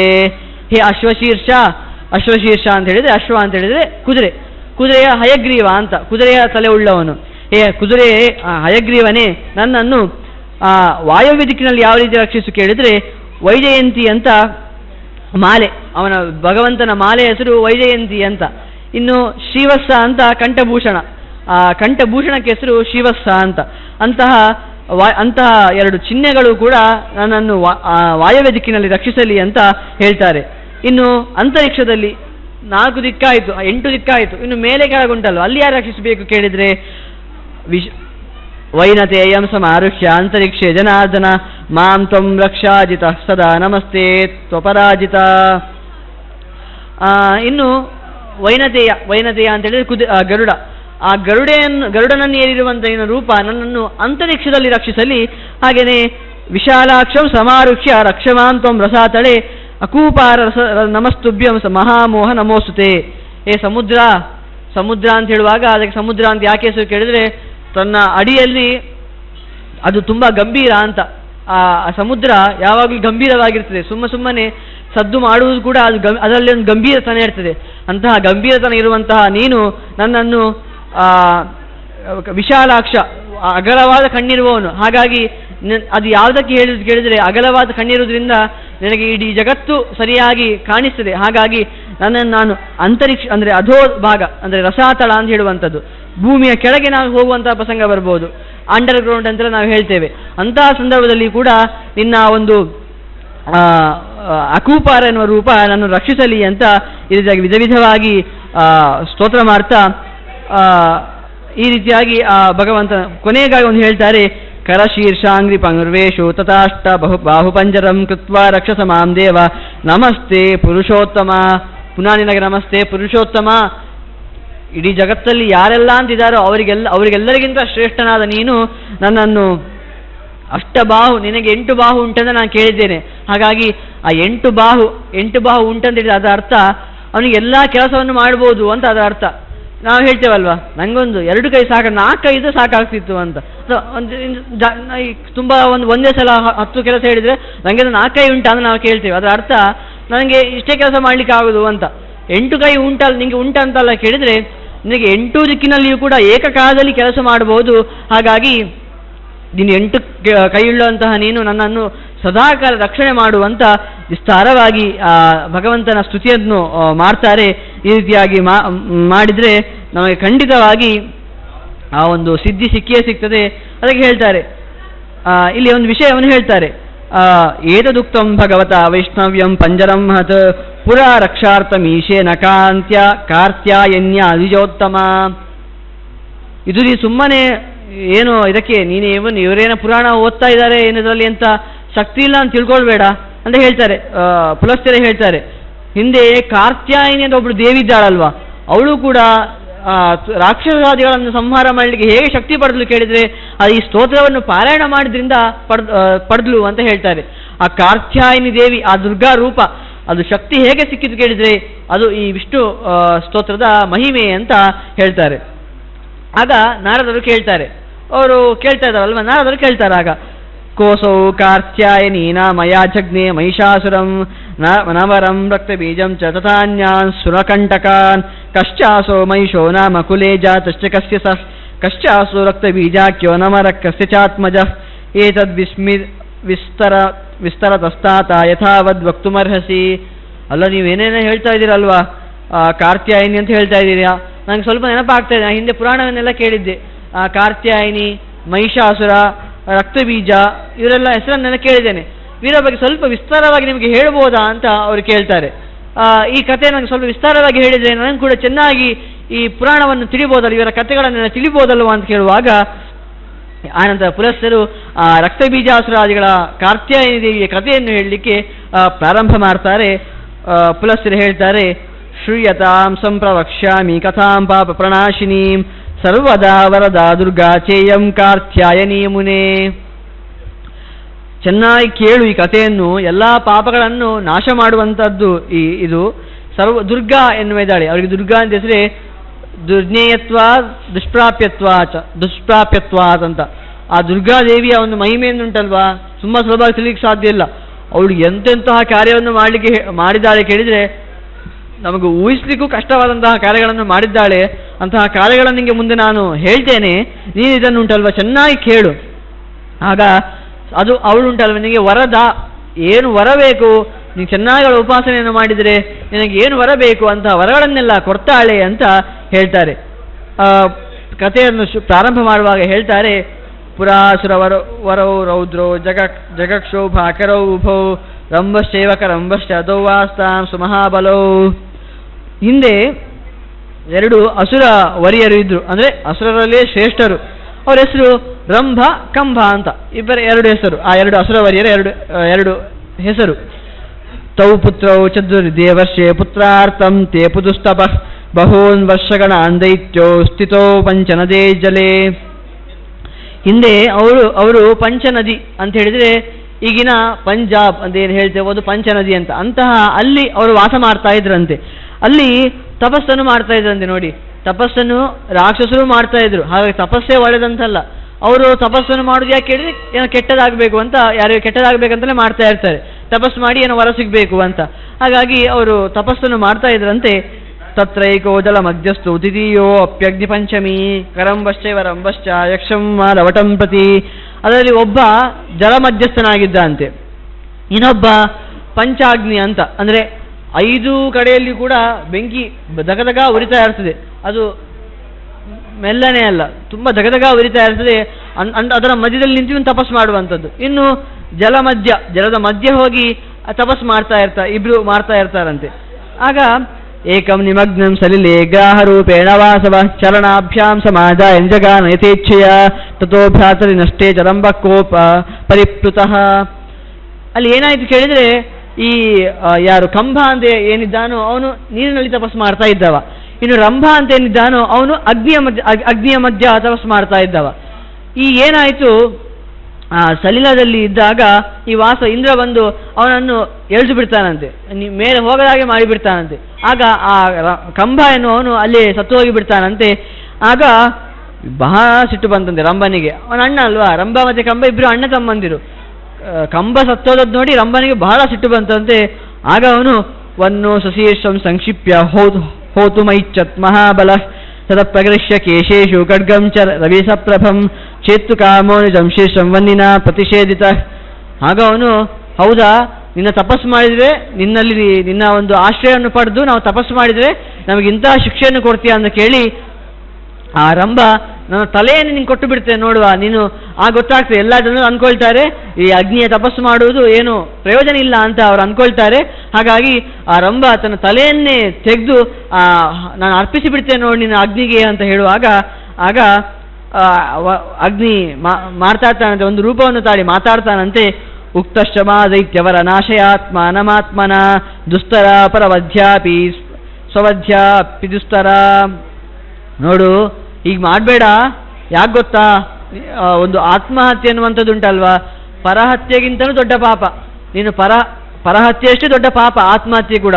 ಹಾಗಾಗಿ ಪರಹತ್ಯೆ ಮಾಡಿದರೆ ದೊಡ್ಡ ಪಾಪ, ಆತ್ಮಹತ್ಯೆ ಮಾಡಿದರೆ ಏನು ಪಾಪ ಇಲ್ಲ ಅಂತ ಅನ್ಕೊಳ್ಬೇಡ, ಆತ್ಮಹತ್ಯೆ ಕೂಡ ಬಹಳ ದೊಡ್ಡ ಪಾಪ, ನೀನು ಅದನ್ನು ಮಾಡ್ಲಿಕ್ಕೆ ಹೋಗಬಾರ್ದು ಅಂತ ಇಲ್ಲಿ ಅಗ್ನಿ ಹೇಳ್ತಾನಂತೆ. ಆಗ ಎಚ್ಚ ಪ್ರಾತಯ ಸೇವೀರ ತದ್ದದಾಮಿತೇಪ್ಸಿತಂ ಮಾಮ್ರ್ಯ ಸ್ವಯಮೃತಸ್ಯೇಹ ನಷ್ಟಾ ಭವತಿ ವೈಕಥಾ ತಥೋ ಬ್ರವೀದ್ವಚೋರಂಭೋ ವರಂ ಚೇನ್ಮೇ ದದಾಸಿ ತ್ರೈಲೋಕ್ಯ ವಿಜಯೀ ಪುತ್ರಸ್ಯಾನ್ಮೇ ತತ್ತೇಜಸಾಧಿಕಃ. ಆಯ್ತು, ನಾ ವರವನ್ನು ಕೇಳ್ತೀನಿ ಹತ್ರ. ಎಂತಹ ವರವನ್ನು ಕೇಳಿದರೆ ನನಗೊಬ್ಬ ಮಗ ಹುಟ್ಟಬೇಕು ಅವನುಂಟಲ್ವಾ, ಮೂರು ಲೋಕವನ್ನು ಗೆಲ್ಲುವಂತಹ ಮಗ ಹುಟ್ಟಬೇಕು. ಅಂತಹ ವರ ಕೊಡುವುದಾದರೆ ನಾನು ಸುಮ್ಮನೆ ಇರ್ತೇನೆ, ಇಲ್ಲಾಂದರೆ ನಾನು ಗ್ಯಾರಂಟಿ ನನ್ನ ತಲೆಯನ್ನು ಅರ್ಪಿಸೇ ಬಿಡ್ತೇನೆ ಅಂತ ಅವನು ಹೇಳ್ತಾನಂತೆ. ಆಗ ಇನ್ನು ಅಷ್ಟೇ ಕೇಳದೆ ಅಜೇಯೋ ದೇವತೈ ಸರ್ವೈ ಪುಂಬಿರ್ದೈತ್ಯೇಷ್ಟ ಪಾವಕ ಮಹಾಬಲೋ ಆಯುರಿವ ಕಾಮರೂಪೇ ಕಥಾಸ್ತ್ರವಿತ್ ಅಂತ ಅವನು ಯಾವ ರೀತಿ ವರ ಕೇಳ್ತಾನೆ ನೋಡಿ. ಯಾವ ದೇವತೆಗಳಿಂದಲೂ ಸೋಬಾರ್ದು. ಹಾಗೇನೆ ಎಂತಹ ದೇವತೆಗಳು ಕೇಳಿದರೆ ಸ್ತ್ರೀಯರಿಂದ ನಾನು ಸಾಯುವುದಿಲ್ಲ ನನ್ನ ಮಗ ಅಂತ, ಸ್ತ್ರೀಯರನ್ನು ಹೀಯಾಳ ಒಂದು ಏನು ಇಲ್ಲದಂತ ನೋಡ್ತಾನೆ ಅವನು. ಆದರೆ ಅವನು ಹೇಗೆ ಕೇಳ್ತಾನೆ ಕೇಳಿದ್ರೆ ಪುರುಷ ದೈತ್ಯರಿಂದ ಅಥವಾ ಪುರುಷ ದೇವತೆಗಳಿಂದ ಮಾತ್ರ ಸಾವು ಬಂದರೆ ಅದೇ ಅತ್ತು ನಂಗಿರಬೇಕು, ಸ್ತ್ರೀಯರಿಂದ ಪುನಃ ಕೇಳಿದೆ ಅಂತ ನನಗೆ ನನ್ನ ಮಗನಿಗೆ ಇದ್ದೇ ಇರ್ತದೆ ಅಂತ ಅವನು ಅಂದ್ಕೊಳ್ತಾನೆ. ಅದಕ್ಕೆ ಮುಂದೆ ಆ ಕಾರ್ತ್ಯಾಯನ ರೂಪವನ್ನು ತಾಳುದು ಅಂತ ಹೇಳುವಂಥದ್ದು. ಯಾರನ್ನು ನಾವು ಸಸಾರ ಅಂತ ಮಾಡಬಾರ್ದು, ಮುಂದೆ ಆ ಸ್ತ್ರೀ ರೂಪವೇ ಅವನ ಮಗನನ್ನು ಸಾಯಿಸುವಂತಾಯಿತು. ಅಂತಹ ವರವನ್ನು ಕೇಳ್ತಾನೆ. ಮುಂದೆ ತಂ ಪ್ರೋವಾಚಕ ವಿರ್ಬ್ರಹ್ಮನ್ ಬಾಢಮೇವಂ ಭವಿಷ್ಯತಿ ಯಸ್ಯಾಂ ಚಿತ್ತಂ ಸಮಾಲಂಬಿ ಕರಿಷ್ಯಸಿ ತತಃ. ಆಯ್ತು, ನಿನಗಿಂತ ವರವನ್ನು ಕೊಡ್ತೇನೆ, ನೀನು ಯಾರಲ್ಲಿ ಮನಸ್ಸು ಮಾಡ್ತೀಯೋ ಅಂಥವರಲ್ಲಿ ಅಂತಹ ಮಗ ಹುಟ್ಟೇ ಹುಡ್ತಾನೆ ಅಂತ ಹೇಳ್ತಾನಂತೆ, ಅಗ್ನಿ ಹೇಳ್ತಾನಂತೆ. ಆಗ ತಾನ್ ದೃಷ್ಟೈವ ತದಾಚಕ್ರೇ ಭಾವಂ ದಾನಮಪಾರ್ಥಿವ ಮಹಿಷ್ಯಾಂ ರೂಪಯುಕ್ತಾಯಾಂ ತಿಹಾಯಣ್ಯಾಂ ತಪೋಧನ. ಆಗ ಅವನು ಒಬ್ಬಳನ್ನು ನೋಡ್ತಾನಂತೆ. ಎಂತಹವಳನ್ನು ನೋಡಿದರೆ ಮಹಿಷ ರೂಪದಲ್ಲಿ ಇದ್ದವಳು. ಮಹಿಷ ಅಂತ ಹೇಳಿದರೆ ಕೋಣ ಅಂತ ಹೇಳುವಂಥದ್ದು. ಆ ರಾಕ್ಷಸರಿಗೆ ಅಂತ ಕೋಣ ರೂಪದಲ್ಲಿ ಇದ್ದವಳನ್ನು ಕಂಡು ಅವನಿಗೆ ಬಹಳ ಸಂತೋಷ ಆಯ್ತಂತೆ. ಹಾಗಾಗಿ ಅವಳಲ್ಲಿ ಮನಸ್ಸನ್ನು ಮಾಡ್ತಾನಂತೆ. ಆಗ ಏನು ಹೇಳಿದರು, ನೀ ಎಂಥವಳಲ್ಲಿ ಇಚ್ಛೆ ಪಡ್ತೀಯೋ ಅಂಥವಳಲ್ಲಿ ನಿನಗೆ ಆ ರೂಪ ಅಂಥವಳಲ್ಲಿ ನಿನಗೆ ಮಗ ಹುಟ್ಟಿ ಬಿಡ್ತಾನೆ ಅಂತ ಹೇಳಿದ್ದಲ್ವಾ. ಹಾಗಾಗಿ ಅವಳಲ್ಲಿ ಮನಸ್ಸನ್ನು ಮಾಡಿದ. ಆಗ ಅವಳೇನು ಮಾಡಿದ್ಲು ಕೇಳಿದರೆ, ಆ ಮಹಿಷ ರೂಪದಲ್ಲಿದ್ದ ಹೆಣ್ಣು ಸಾ ಸಮಾಗಾತ್ ದೈತೇಂದ್ರಂ ಕಾಮಯಂತಿ ತರಸ್ವಿನಿ ಸಚಾಪಿ ಗಮನಂ ಚಕ್ರೆ ಭವಿತವ್ಯ ಪ್ರಚೋದಿತ. ಆಗ ಅವಳು ಕೂಡ ಈ ರಂಭನನ್ನು ನೋಡಿ ಬಹಳ ಖುಷಿ ಆಯ್ತಂತೆ ಅವಳಿಗೆ ಸಹ. ಅವಳು ಕೂಡ ಓಡಿ ಬಂದ್ಲಂತೆ, ನಂಗೆ ನೀನು ಆಗ್ಬೋದು ಅಂತ ಹೇಳಿ ಅವಳು ಬಂದ್ಲಂತೆ. ಆಗ ತಸ್ಯಾಂ ಸಮವದ್ಗರ್ಭಸ್ಥಾಂ ಪ್ರಗೃಹ್ಯ ತದಾನವ ಪಾತಾಳಂ ಪ್ರವಿವೇಶ ತತಸ್ವಭವನಂ ಗತಃ. ಆಗ ಅವಳಲ್ಲಿ ಒಂದು ಗರ್ಭವನ್ನು ಪಡೆದ ಅಂತೆ. ಆ ರಂಭ ಆ ಮಹಿಷಿ ಎನ್ನುವಳಲ್ಲಿ ಒಂದು ಗರ್ಭವನ್ನು ಪಡೆದ ಅಂತೆ. ಪಡೆದು ಅವನು ಪಾತಾಳಕ್ಕೆ ಹೋಗ್ತಾನಂತೆ. ಅಲ್ಲಿ ದುಷ್ಟಶ್ಚ ದಾನವೈ ಸರ್ವೇ ಪರಿತ್ಯಕ್ತಶ್ಚ ಬಂಧುಭಿ ಅಕಾರ್ಯಕಾರಕೇತ್ಯೇವ ಭೂಜೋ ಮಾಲವಟಂ ಗತಃ. ಅಲ್ಲಿ ಮಾಲವಟ ಅಂತ ಒಂದು ಪ್ರದೇಶದಲ್ಲಿ ಇದ್ದಂಥದ್ದವ. ಆ ಮಾಲವಟದಲ್ಲಿ ಅದು ಯಕ್ಷರ ಪ್ರದೇಶ. ಆ ಯಕ್ಷರ ಪ್ರದೇಶದಿಂದ ಅವನು ಪಾತಾಳಕ್ಕೆ ಹೋಗಿದ್ದಾನೆ. ಅಲ್ಲಿ ನೀನು ಇಂಥವಳಿಂದ ನೀನು ಸರಿ ಇಲ್ಲ, ನೀನು ಒಳ್ಳೆಯ ಕೆಲಸವನ್ನು ಮಾಡುವುದಿಲ್ಲ ಅಂತೇಳಿ ಆ ರಂಭನನ್ನು ಒಂದು ಮಹಿಷ ರೂಪದಲ್ಲಿ ಇದ್ದವಳನ್ನು ನೀನು ಕಾಮಿಸಿದ್ಯಲ್ವಾ, ಹಾಗಾಗಿ ನೀನು ಹೇಸಿಗೆ ಮಾಡಿದಿ, ಹಾಗಾದರೆ ನಮ್ಮೊಟ್ಟಿಗೆ ನೀನು ಬರಲೇಬೇಡ ಅಂತ ಹೇಳ್ತಾನಂತೆ. ಆಗ ಸಾಪಿತೇನೈವ ಪತಿನ ಮಹಿಷಿ ಚಾರುದರ್ಶನ ಸಮಂ ಜಗ ತತ್ಪುಣ್ಯಂ ಯಕ್ಷಮಂಡಲಮುತ್ತಮಂ. ಹೌದಾ, ನೀನು ನನ್ನನ್ನು ಪರಿತ್ಯಕ್ತ ಮಾಡಿದ್ರಲ್ವಾ, ನನಗೇನು ಸಮಸ್ಯೆ ಇಲ್ಲ, ನಾನು ಪುನಃ ಮಾಲವಟ ಅಂತ ಏನು ಆ ಯಕ್ಷಪುರ ಉಂಟು ಅಲ್ಲಿಗೆ ನಾನು ಹೋಗ್ತೇನೆ ಅಂತ ಅವನು ಇಬ್ಬರು ಹೋಗ್ತಾರಂತೆ. ಆಗ ಅವರಿಬ್ಬರಲ್ಲಿ ವಾಸ ಮಾಡ್ತಾ ಇರ್ತಾರಂತೆ ಆ ಒಂದು ಪ್ರದೇಶದಲ್ಲಿ. ಅಲ್ಲಿ ತರಸ್ತು ವಸತಸ್ತಸ್ಯ ಶ್ಯಾಮ ಸಾ ಸುಶಿವೇ ಮುನೆ ಅಜೀಜನಸುತಂ ಶುಭ್ರಂ ಮಹಿಷಂ ಕಾಮರೂಪಿಣಂ. ಆಗ ಆ ಶ್ಯಾಮ ಅಂತ ಅವಳ ಹೆಸರು. ಯಾರು ಮಹಿಷನ ಹೆಂಡತಿ ಅಂತ ಯಾರಿದ್ಲೋ, ರಂಭನ ಹೆಂಡತಿ ಅಂತ ಯಾರಿದ್ಲೋ ಅವಳ ಹೆಸರು ಶ್ಯಾಮ ಅಂತ. ಅವಳು ಮಹಿಷ ಅಂತ ಒಬ್ಬ ಕಾಮರೂಪಿಯಾದ ಒಂದು ಮಗುವನ್ನು ಪಡೆದ್ಲಂತೆ. ಆಗ ಹೇಳ್ತಾರೆ, ಏತಾ ಮೃತುಮತಿ ಜಾತ ಮಹಿಷೋನ್ಯೋ ದದರ್ಶಃ ಸಾಚಾಭ್ಯಘಾದಿತಿ ವರಂ ರಕ್ಷಂತಿ ಶೀಲಮಾತ್ಮನಃ. ಆಗ ಒಂದು ಇನ್ನೊಂದು ಮಹಿಷ ಅಂತ, ಇಲ್ಲಿ ಹೇಳ್ತಿರುವಂತಹ ಮಹಿಷ ಅಲ್ಲ, ಹುಟ್ಟಿದಂತಹ ಮಗು ಅಲ್ಲ, ಇನ್ನೊಂದೊಂದು ಮಹಿಷ ಇತ್ತಂತೆ. ಅದಕ್ಕೆ ಇವಳನ್ನು ನೋಡಿ ತುಂಬ ಖುಷಿ ಆಯ್ತಂತೆ, ಆ ಶ್ಯಾಮಾಳನ್ನು ನೋಡಿ. ಅದು ಕೂಡ ಅವಳ ಹಿಂದೆ ಓಡಿ ಬರ್ತಾನೆ. ಮದುವೆ ಆಗಿದೆ, ಮಗು ಬೇರೆ ಉಂಟು, ಆದರೂ ಕೂಡ ರಾಕ್ಷಸರಿಗೆ ಏನದೆಲ್ಲ ಏನಿಲ್ಲ, ಓಡಿ ಬಂದಂತೆ ಅದು ಅವಳ ಹತ್ರ. ಆಗ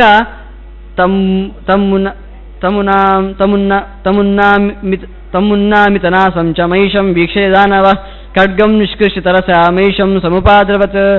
ಆಗ ಆ ರಂಭ ಗಂಡ ಏನಿದ್ದಾನೋ ಹಾಗೆ ಬಂದದ್ದನ್ನು ನೋಡಿ ಖಡ್ಗ ಇಟ್ಕೊಂಡು ಓಡಿಸ್ತಾನಂತೆ ಆ ಮಹಿಷನನ್ನು. ಆಗ ತೇನಾ ವಿದೈತ್ಯ ತೀಕ್ಷ್ಣಾಭ್ಯಾಂ ಶೃಂಗಾಭ್ಯಾಂ ಹೃದಿತಾಡಿತ ನಿರ್ಭಿನ್ನ ಹೃದಯೋ ಭೂಮೋ ನಿಪಪಾತ ಮಮಾರಚ. ಆಗ ಅವಳ ಆಗ ಇದು ಮಹಿಷ ಸುಮ್ಮನೆ ಬಿಡಲಿಲ್ಲ ಅಂತೆ, ಇವನನ್ನು ತನ್ನ ಹೃದಯಕ್ಕೆ ಬಡಿದು ಬಿಟ್ಟಂತೆ. ಆಗ ಅವನ ಪೆಟ್ಟಿಗೆ ರಂಭ ಉಂಟಲ್ವ ಅಲ್ಲೇ ಕೆಳಗೆ ಬಿದ್ದುಬಿಟ್ಟ ಅಂತೆ. ಆಗ ಹೇಳ್ತಾರೆ, ಮೃತೆ ಭರ್ತರಿ ಸಾಶ್ಯಾಮ ಯಕ್ಷಾಣಾಂ ಶರಣಂ ಗತ ರಕ್ಷಿತ ಗೃಹ್ಯ ಕೈಸಾದ್ವಿ ನಿವಾರ್ಯ ಮಹಿಷಂ ತತಃ. ಆಗ ತನ್ನ ಗಂಡನೇ ಸತ್ತೋದ ಅಂತ ಅವಳು ತುಂಬ ವ್ಯಥೆ ಪಡ್ತಾಳಂತೆ. ಆ ಶ್ಯಾಮ ಯಕ್ಷರ ಹತ್ರವೇ ಹೋಗ್ತಾಳಂತೆ, ಯಕ್ಷರಿದ್ದ ಪ್ರದೇಶದಲ್ಲಿದ್ದದಲ್ವಾ, ಹಾಗಾಗಿ ಆ ಯಕ್ಷರ ಹತ್ರವೇ ಹೋಗಿ ರಕ್ಷಣೆ ಮಾಡು ನನ್ನನ್ನು ಅಂತ, ನಮ್ಮನ್ನು ರಕ್ಷಣೆ ಮಾಡಿ ಅಂತ ಅವಳು ಬೊಬ್ಬೆ ಹಾಕ್ತಾಳಂತೆ. ಆಗ ಎಲ್ಲರೂ ಬರ್ತಾರಂತೆ, ಅವರೆಲ್ಲ ಬಂದು ಆ ಮಹಿಷನನ್ನು ಓಡಿಸ್ತಾರಂತೆ. ಆಗ ತಥೋ ನಿವಾರಿತೋ ಯಕ್ಷೇ ಹಯಾರಿ ಮದನಾತುರ ನಿಪಪಾತ ಸರೋ ದಿವ್ಯಂ ತಥೋ ದೈತ್ಯೋ ಭವನ್ ಮೃತಃ. ಆಗ ಆ ನಿವಾರಿತವಾದ್ಲೂ ಕೂಡ ಆ ಹಯಾರಿ ಎನ್ನುವ ಏನು ಆ ಮಹಿಷ ಇತ್ತು ಅದರ ಹೆಸರು ಹಯಾರಿ ಅಂತ. ಅದು ಪುನಃ ಓಡಿಸಿದ್ರು ಕೂಡ ಪುನಃ ಬಂತು. ಅವರು ಓಡಿಸುವಾಗ ಅದು ಪುನಃ ಬಂದರೂ ಕೂಡ ಅವರು ಪುನಃ ಅದಕ್ಕೆ ಹೊಡೆದ್ರು. ಹಾಗಾಗಿ ಅದು ಸರೋವರಕ್ಕೆ ಬಿತ್ತಂತೆ. ಆಗ ಅದು ಮೃತವಾಗಿ ಹೋಯ್ತಂತೆ. ಸರೋವರಕ್ಕೆ ಬಿದ್ದು ಆ ಮಹಿಷ ಏನಿತ್ತು ಹಯಾರಿ ಅಂತ ಅದು ಅಲ್ಲೇ ಮೃತವಾಗೋಯ್ತಂತೆ. ಆಗ ನಮರೋ ನಾಮ ವಿಖ್ಯಾತೋ ಮಹಾಬಲ ಪರಾಕ್ರಮ ಯಕ್ಷಾನಾಶ್ರಿತಿ ತಸ್ಥೌ ಚಕಾಲಯನ್ ಶ್ವಾಪದಾನ್ಮುನೆ. ಆಗ ಯಕ್ಷರ ಗುಂಪಿನಲ್ಲಿ ಒಬ್ಬ ನಾಯಕ ಇರ್ತಾನಂತೆ. ಅವನ ಹೆಸರು ಏನು ಕೇಳಿದ್ರೆ ನಮರೋ ಅಂತ, ನಮರ ಅಂತ ಅವನ ಹೆಸರು. ನಮರ ಅಂತ ಹೇಳಿದ ಅರ್ಥನೇ ನಾಮ ಮರ್ಯಾದೆ ನಮರ ಅಂತ, ಅವನಿಗೆ ಸಾವೇ ಇಲ್ಲ ಅಂತ, ಆ ಶಬ್ದಕ್ಕೆ ಅರ್ಥನೇ ಹಾಗೆ ಸಾವೇ ಇಲ್ಲ ಅಂತ. ಅಂತಹ ಮಹಾಪರಾಕ್ರಮಿ ಒಬ್ಬ ಇರ್ತಾನಂತೆ. ಅವನೇ ಆ ಯಕ್ಷರ ಗುಂಪಿಗೆ ಒಬ್ಬ ನಾಯಕನ ರೀತಿಯಲ್ಲಿ ಇಂಥದ್ದದ್ದು. ಸಚ ದೈತ್ಯೇಶ್ವರೋ ಯಕ್ಷೀರ್ ಮಾಲವಟ ಪುರಸ್ಸರೈ ಚಿತಾಮಾರೋಪಿತ ಸಾತ ಶ್ಯಾಮಾತಂ ಚಾರುಹತ್ಪತಿಂ. ಆ ನಮರ ಎನ್ನುವಂತನೊಬ್ಬ ರಾಕ್ಷಸ, ಅವನು ಮಾಲವಟ್ ಅಂತ ಒಬ್ಬ ಯಕ್ಷ, ಅಂಥವರನ್ನು ಅವರೆಲ್ಲ ಸೇರಿ ಸತ್ತೋಯ್ತಲ್ವಾ, ಮಹಿಷವೂ ಸತ್ತೋಯ್ತು, ಹಾಗೇನೆ ರಂಭಾಗ ಇಬ್ರು ಸತ್ತೋಗಿದ್ದಾರೆ. ಹಾಗಾಗಿ ಇಬ್ಬರನ್ನು ಚಿತೆಗೇರಿಸುವ ಅಂತ ಚಿತೆಗೇರಿಸಿದ್ರಂತೆ. ಆದರೆ ಅಲ್ಲೊಂದು ವಿಸ್ಮಯವಾದ ವಿಷಯವನ್ನು ಹೇಳ್ತಾರೆ. ತಥೋಗ್ನಿ ಮಧ್ಯಾದ್ ಉತ್ತಸ್ಥೋ ಪುರುಷೋ ರೌದ್ರದರ್ಶನ ವ್ಯದ್ರಾ ವಯಸ್ಸತಾನ್ ಯಕ್ಷಾನ್ ಖಡ್ಗ ಪಾಣಿ ಭಯಂಕರ. ಆಗ ಚಿತೆಗೆ ಬೆಂಕಿ ಹಾಕಿದ್ದಾರಂತೆ. ಆದರೂ ಕೂಡ ಆ ಬೆಂಕಿಯಿಂದ, ಆ ಅಗ್ನಿಯಿಂದ ರೂಪ ಎದ್ದು ಬಂದಂತೆ. ಅದು ಯಾವುದು ಕೇಳಿದ್ರೆ ಆ ಹಯಾರಿದ್ದೆ. ಅವನು ಆ ಬೆಂಕಿ ಹಾಕಿದ್ರು ಕೂಡ ಅವನೊಂದು ರೂಪದಿಂದ ಎದ್ದು ಬರ್ತಾನಂತೆ ಅಂತ ಹೇಳ್ತಾರೆ. ಅವನ ಹೆಸರು ಏನು ಹೇಳಿದ್ರೆ ಮುಂದೆ ಹೇಳ್ತಾರೆ, ತಥೋ ಹತಾಸ್ತು ಮಹಿಷ ಸರ್ವೇ ಮಹಾತ್ಮನ ಋತೆ ಸಂರಕ್ಷಿತ ಆರಂಭಿ ಮಹಿಷಂ ರಂಭನಂದನ. ಅವನು ಅಲ್ಲಿದ್ದ ಇತರರನ್ನೆಲ್ಲ ಸಂಹಾರ ಮಾಡ್ತಾನೆ ಅಂತ ಎದ್ದು ಬಂದ ರೂಪ. ಹಾಗೆಯೇ ಎಲ್ಲ ಯಕ್ಷರನ್ನು ಓಡಿಸ್ತಾನಂತೆ. ಅದು ಒಬ್ಬನನ್ನು ಮಾತ್ರ ಸಾಯಿಸಲಿಲ್ಲ ಅಂತ. ಯಾರು ಕೇಳಿದರೆ ಆ ರಂಭನ ನಂದನ ಯಾರಿದ್ನೋ ಮಹಿಷ, ಅವನನ್ನೊಬ್ಬನನ್ನು ಬಿಟ್ಟು ಮತ್ತು ಇದ್ದವರನ್ನೆಲ್ಲ ಸಾಯಿಸ್ತಾನಂತೆ. ಆಗ ಹೇಳ್ತಾರೆ, ಸನಾಮದ ಸ್ಮೃತೋ ದೈತ್ಯೋ ರಕ್ತಬೀಜೋ ಮಹಾಮುನೆ ಯೋಜಯ ಸರ್ವತೋ ದೇವಾನ್ ಸೈಂದ್ರ ರುದ್ರಾರ್ಕ ಮಾರುತಾನ್.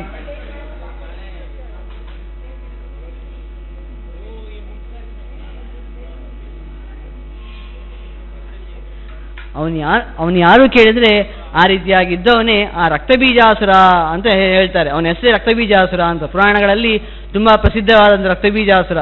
ಆ ರಕ್ತಬೀಜಾಸುರ ಹೇಗೆ ಅವನ ಪ್ರಭಾವ ಆಯಿತು ಅಂತ ಇಲ್ಲಿ ಹೇಳ್ತಾರೆ. ಆನಂತರ ಹೇಳ್ತಾರೆ, ಅಶಕ್ನುವದ್ಮಿ ಸಹಿತ ಇಷ್ಟದೇವೈ ಸಲೋಕಪಾಲೈ ಸಹುತಾಶ ಭಾಸ್ಕರೈ ಸ್ನಾನಾನಿ ತ್ಯಕ್ತಾನಿ ಶಶೀಂದ್ರ ಭಾಸ್ಕರೈ ಧರ್ಮಶ್ಚ ಧೂರೆ ಪ್ರತಿಯೋಜಿತಶ್ಚ. ಹಾಗೆ ಹೇಳ್ತಾರೆ, ಅವರಿಬ್ರು ಸೇರಿ ಉಂಟಲ್ವಾ, ಆ ರಕ್ತಬೀಜಾಸುರ ಇನ್ನು ಮಹಿಷ ಇಬ್ರು ಸೇರಿ ಆ ದೇವತೆಗಳನ್ನೆಲ್ಲ ತಮ್ಮ ಸ್ಥಾನದಿಂದ ಓಡಿಸ್ತಾರಂತೆ. ಎಲ್ಲರೂ ತಮ್ಮ ಸ್ಥಾನದಿಂದ ಹೊರಗೆ ಬರ್ತಾರಂತೆ. ಧರ್ಮಶ್ಚ ಪ್ರತಿಯೋಜಿತಶ್ಚ ಅಂದರೆ ಧರ್ಮರಾಜ ಅಂದರೆ ಯಮಧರ್ಮರಾಜ ದೂರ ಹೋದ ಅಂತ ಅಷ್ಟೇ ಅರ್ಥ ಅಲ್ಲ. ಅಂದರೆ ಧರ್ಮವೇ ಇರಲಿಲ್ಲ. ಆ ರಾಕ್ಷಸರು ಬಂದರೆ ಮತ್ತೆ ಧರ್ಮ ಇರ್ತದೆ ಅಂತ ಉಂಟಾ? ಇರಲಿಕ್ಕೆ ಸಾಧ್ಯನೇ ಇಲ್ಲ. ಹಾಗಾಗಿ ಆ ಧರ್ಮ ಕೂಡ ನಶಿಸಿ ಹೋಗ್ತದೆ ಅಂತ ಹೇಳಿ ಈ ಕಥಾ ಪ್ರಸಂಗವನ್ನು ಮುಗಿಸ್ತಾರೆ. ಆ ನಂತರ ಯಾವ ರೀತಿಯಾಗಿ ಅವರನ್ನು ದೇವತೆಗಳು ಪುನಃ ಅವರನ್ನು ತಮ್ಮ ಸ್ಥಾನದಿಂದ ಓಡಿಸ್ತಾರೆ ಆ ಮಹಿಷಾಸುರನನ್ನು ಅಥವಾ ಹಾಗೆ ರಕ್ತಬೀಜಾಸುರನನ್ನು ಅಂತ ಮುಂದೆ ಹೇಳ್ತಾರೆ. ಆ ಕಥೆಯನ್ನು ನಾಳೆ ನೋಡೋಣ ಅಂತ ಹೇಳ್ತಾ ಶ್ರೀಕೃಷ್ಣಾರ್ಪಣಮಸ್ತು. ಸರ್ವಗುಣ ಸಂಪೂರ್ಣ ಸರ್ವದೋಷ ವಿವರ್ಜಿತ ಪ್ರಿಯತಾನ್ ಪ್ರೀತಿಯೇ ವಲಂ ವಿಷ್ಣುರ್ಮೇ ಪರಮಸ್ವರೂಪ. ಶ್ರೀಕೃಷ್ಣಾರ್ಪಣಮಸ್ತು.